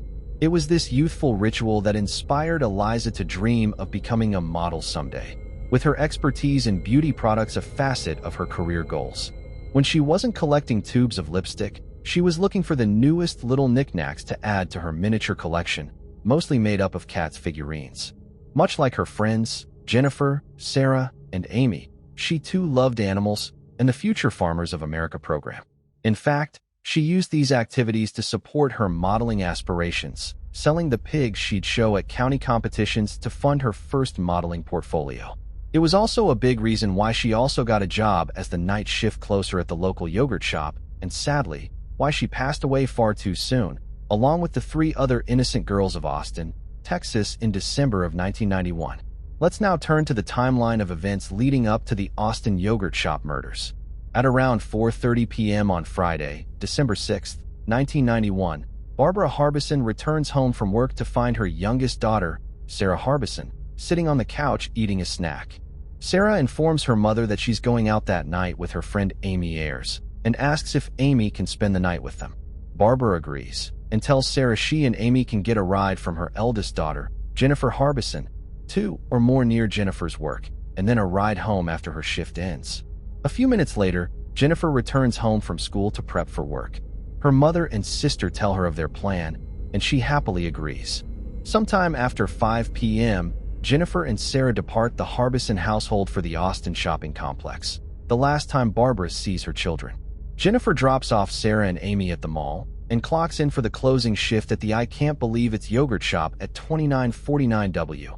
Anderson Lane with her co-worker, Eliza Thomas.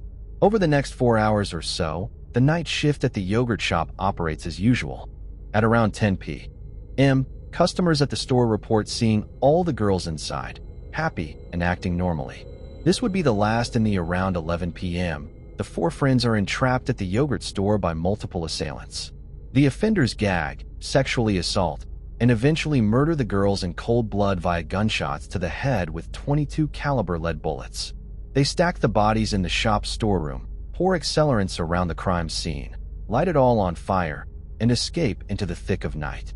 At exactly 11:47 p.m. the same night, Austin police officer Troy Gay patrols the Anderson Line North Austin area. He spots a fire burning at the I Can't Believe It's yogurt shop and calls it in to his dispatcher.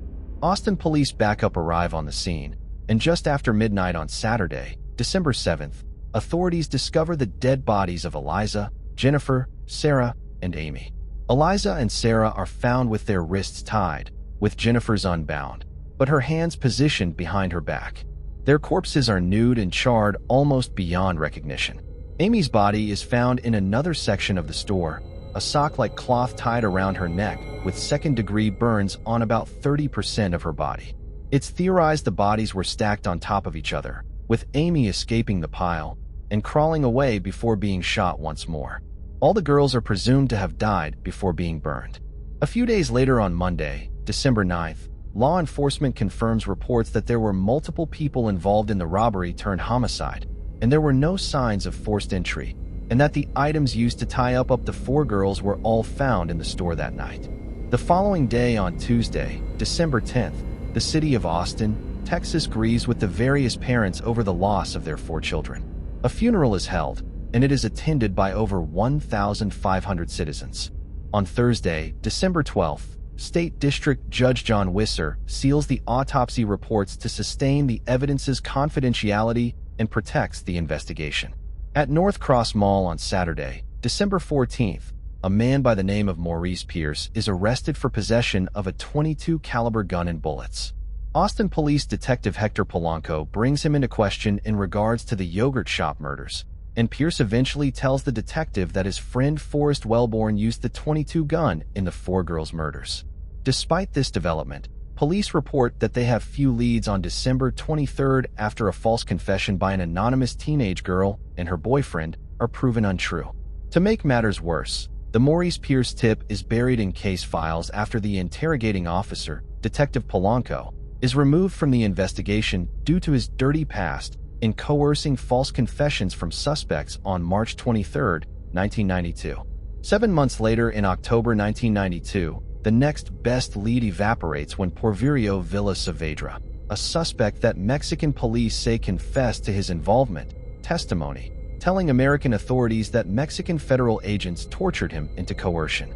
Over the next 3 to 4 years, leads pour into the Austin Police Department, but no arrests are made, and the yogurt shop murders quickly begin to devolve into a tragic cold case. However, sometime at the end of 1996 or the beginning of 1997, APD Detective Paul Johnson is newly assigned to tackle the murders and pulls the old Maurice Pierce tip case file for closer inspection. The testimony isn't acted upon until early 1999 when forensic officers yogurt shop.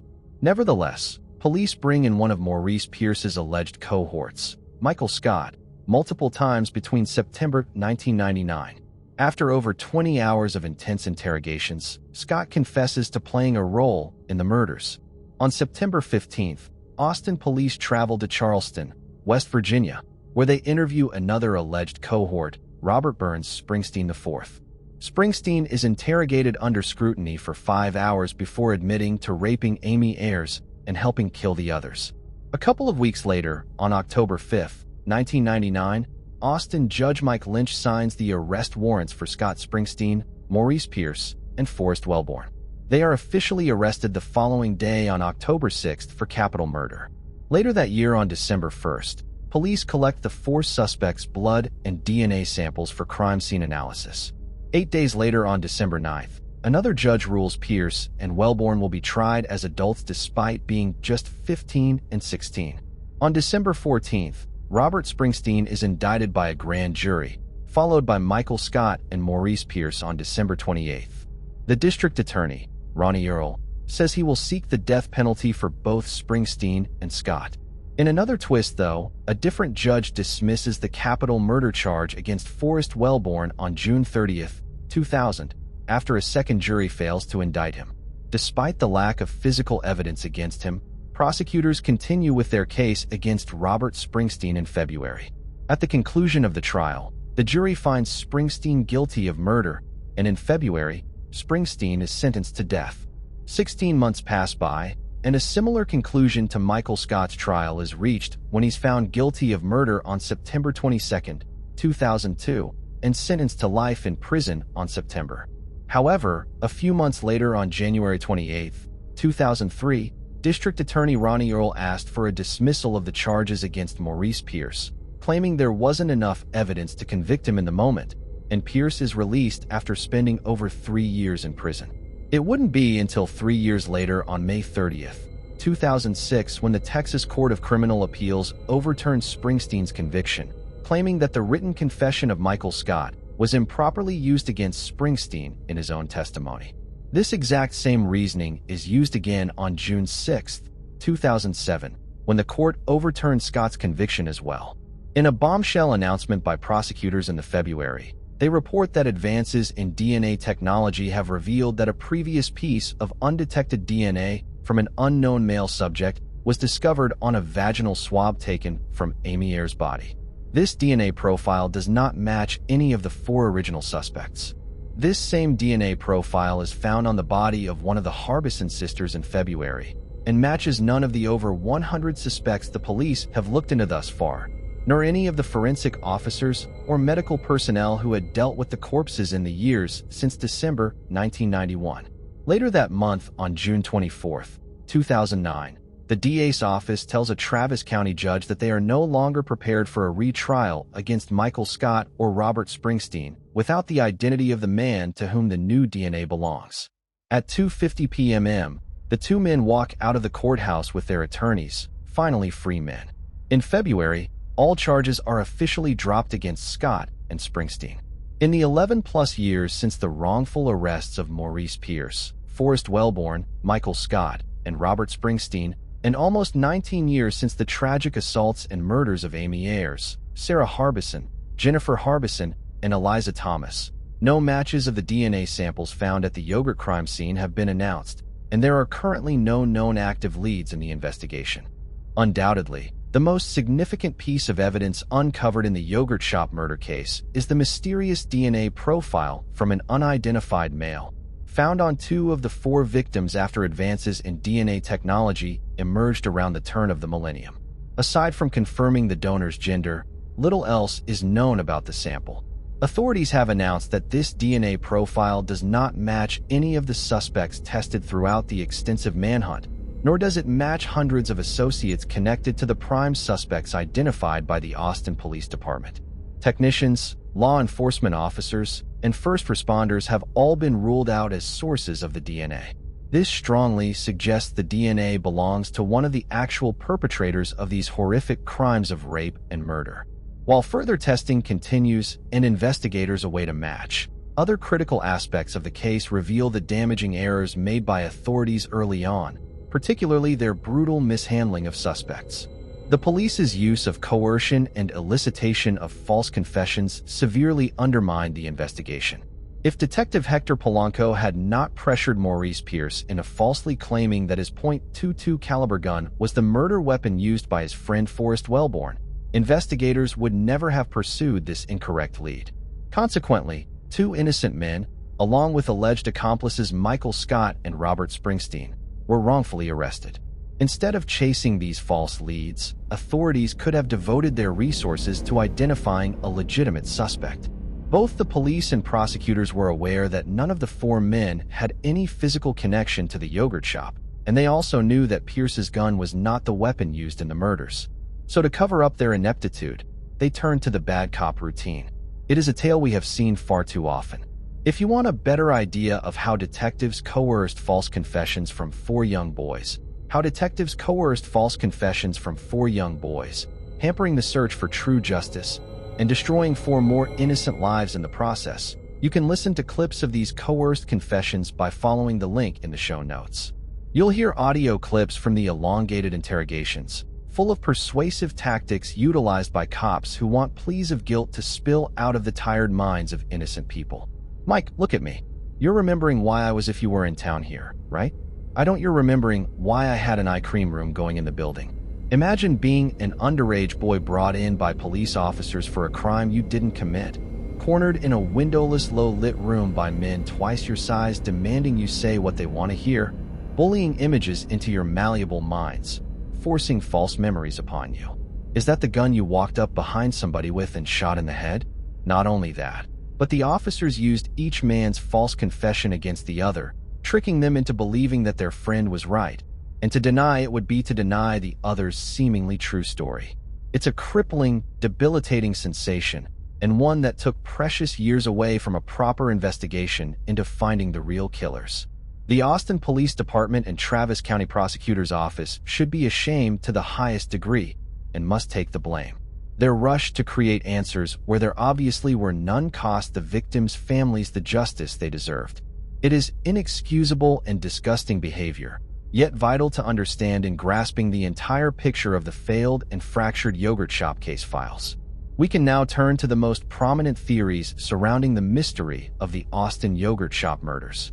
The wildest part about the yogurt shop murders and its notoriety for the coerced confessions is that it didn't stop with the four main suspects believed to be responsible for years until DNA cleared their names.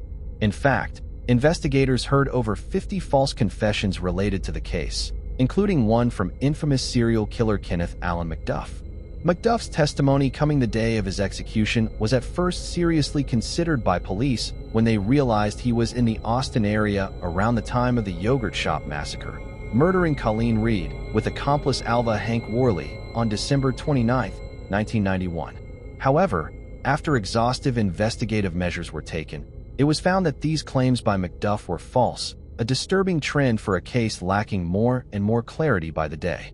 So why did so many people come forward with fake motives and lead authorities astray, distracting everyone from the real culprits still running free?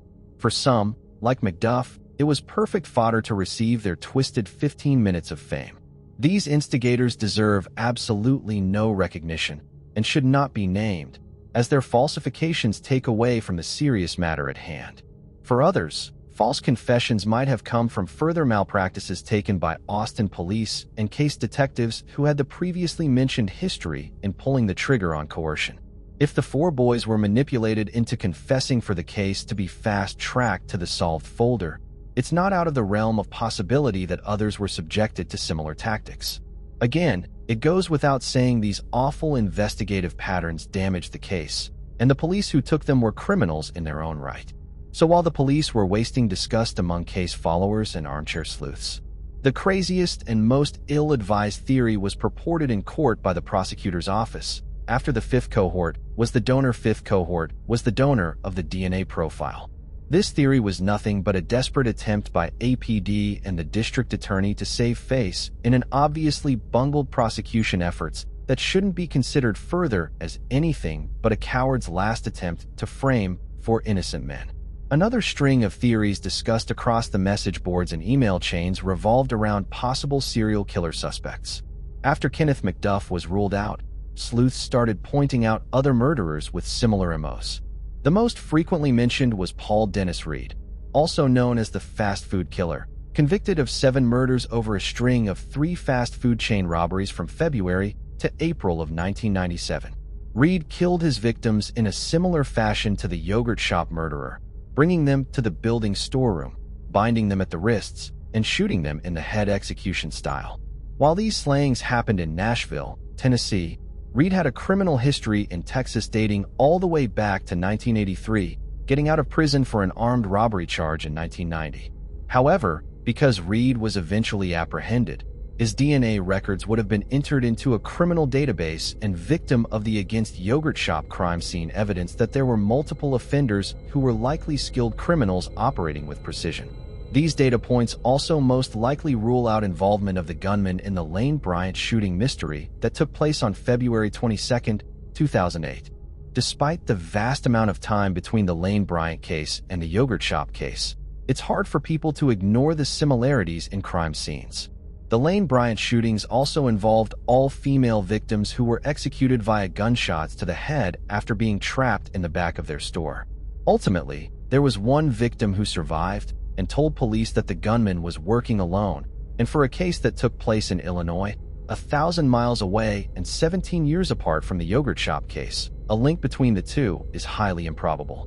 Of all the theories put forth by the community surrounding the case, there is one hypothesis that stands out from the rest, an idea about who the killers might be built from a couple of eyewitness testimonies gathered by the consumers at the I Can't Believe It's Yogurt shop the night of the massacre. These statements place 2 unidentified men sitting at a booth after 10 p.m., coming across as odd and emitting a peculiar aura. The first man was described as white, standing at around 5 feet 6 inches in his late 20s or early 30s, sporting dirty blonde hair and a large black jacket. The second figure was described as much bigger, a 6-foot white male of average build with darker hair and an elongated pointy nose, sporting a green military fatigue-type jacket. He spoke with a deep yet crystal-clear voice. The first customer to speak out against the 2 men was Darrell Croft, who testified for defense lawyers in Michael Scott's criminal trial in February 2002. Croft, a former police officer and security manager in 1991, had visited the Austin yogurt shop at just about 10 p.m. on December 6th with 2 friends. He recollected how, when he went to go stand in line, a man wearing a green military fatigue jacket matching the description of the second man was loitering, asking other customers to go in front of him so he'd be at the back of the line. When he approached Croft, he actually asked him if he was a former cop and if he'd jump ahead of him in line. Croft denied his bizarre request and monitored the man as he made his way to the counter and ordered a soft drink. Once he paid for the beverage, the man then slinked around the counter and walked into the back of the store. Croft, growing more and more suspicious, asked Eliza Thomas, who was working the cash register, why the man was allowed back there. She informed Croft that the man had asked to use their restroom, and she gave him permission, acting as the shift to use their restroom, and she gave him permission, acting as the shift supervisor. But Croft couldn't shake the strangeness of the incident and waited around the front counter for a few minutes longer than normal, waiting to see if the man in the green jacket returned. When he failed to show up, Croft left the store with his friends, but reported the description of the man to the police a few days after the murders were reported on. For reasons unknown, a police sketch of the man in the military jacket was never procured, and Croft failed to pick a recognizable face out of a couple of suspect lineups in the aftermath, lineups that included the 4 innocent boys. The other major testimony regarding the 2 men was pulled from old police statements by the Austin Chronicle for a story published by reporter customers at the yogurt shop just before closing at 11 p.m. on the night of December 6th. They reported seeing the same 2 jacketed men sitting in a booth, acting in a way that made the woman's skin crawl. She watched them in the reflection of the shop's front window, as the girls began to close up the shop by refilling napkin holders, cleaning floors, and flipping chairs on top of tables. Even as the couple left, the two men remained in their seats, acting as if they weren't going anywhere soon, as Jennifer Harbison locked the door and flipped the sign to read closed, as to dissuade any new customers from entering. The girls inside acted normally, but according to the couple, the men did not. It's hard not to find these shared experiences rather intriguing. These two men have not been named or cleared by authorities. For all we know, they were never tracked down by police nor interviewed. Law enforcement has stated that they are interested in speaking to the two men, but as witnesses rather than suspects. However, considering their uncomfortable vibes and peculiar behavior, those who consider them suspects have good reason to do so. In one of the crime scene photographs taken the morning after the murders, you can see a booth in the background of the dining area that has an empty napkin dispenser and cleared tabletop. When customers were shown the photo, they agreed it was likely the booth the two suspicious men sat at. This means that the murders happened in between the men leaving and the girls being able to finish up closing their booth, a very slim amount of time, considering they were in the middle of clearing the tables. Thus, if the two men aren't responsible, they at least had the best shot at spotting the real killers, making the mystery of the unidentified male closing customers the most puzzling and important of all. Before we divulge our hypothesis of the 1991 Austin yogurt shop unsolved murders, we want to make it known our conclusions presented are purely logical speculation based on evidence, circumstance, and factual subtext. We are only privy to the same information presented in each video, and we do not attempt to promise certainty or an expert guarantee on the findings we reach in closing. We simply observe, research, and report. For starters, we believe that these murders were indeed the actions of multiple assailants, or a killer with at least one other accomplice. The evidence hides in the simple fact it would be next to impossible for a single perpetrator to subdue all four girls by themselves, take them to the back storeroom, tie them up, and set the entire place on fire without causing a ruckus. There are two key pieces of data to support this. Remember, none of the neighboring businesses at the strip mall where the yogurt shop was located reported hearing anything to suggest murder the night of December 6th. One business did say they heard a few popping noises, most likely the gunshots, but nobody heard screaming, or shouting, or banging, or anything to suggest a desperate fight was put up. If there were multiple offenders, keeping everything quiet would have been a much easier task. The young girls, friends, and families agree with this, stating that their courage and tough mutter personalities would be too much for one person with one gun to overcome. Secondly, we are confident that these murders were orchestrated by career criminals and likely sociopaths who were seeking to attack women with the resources to do so without detection.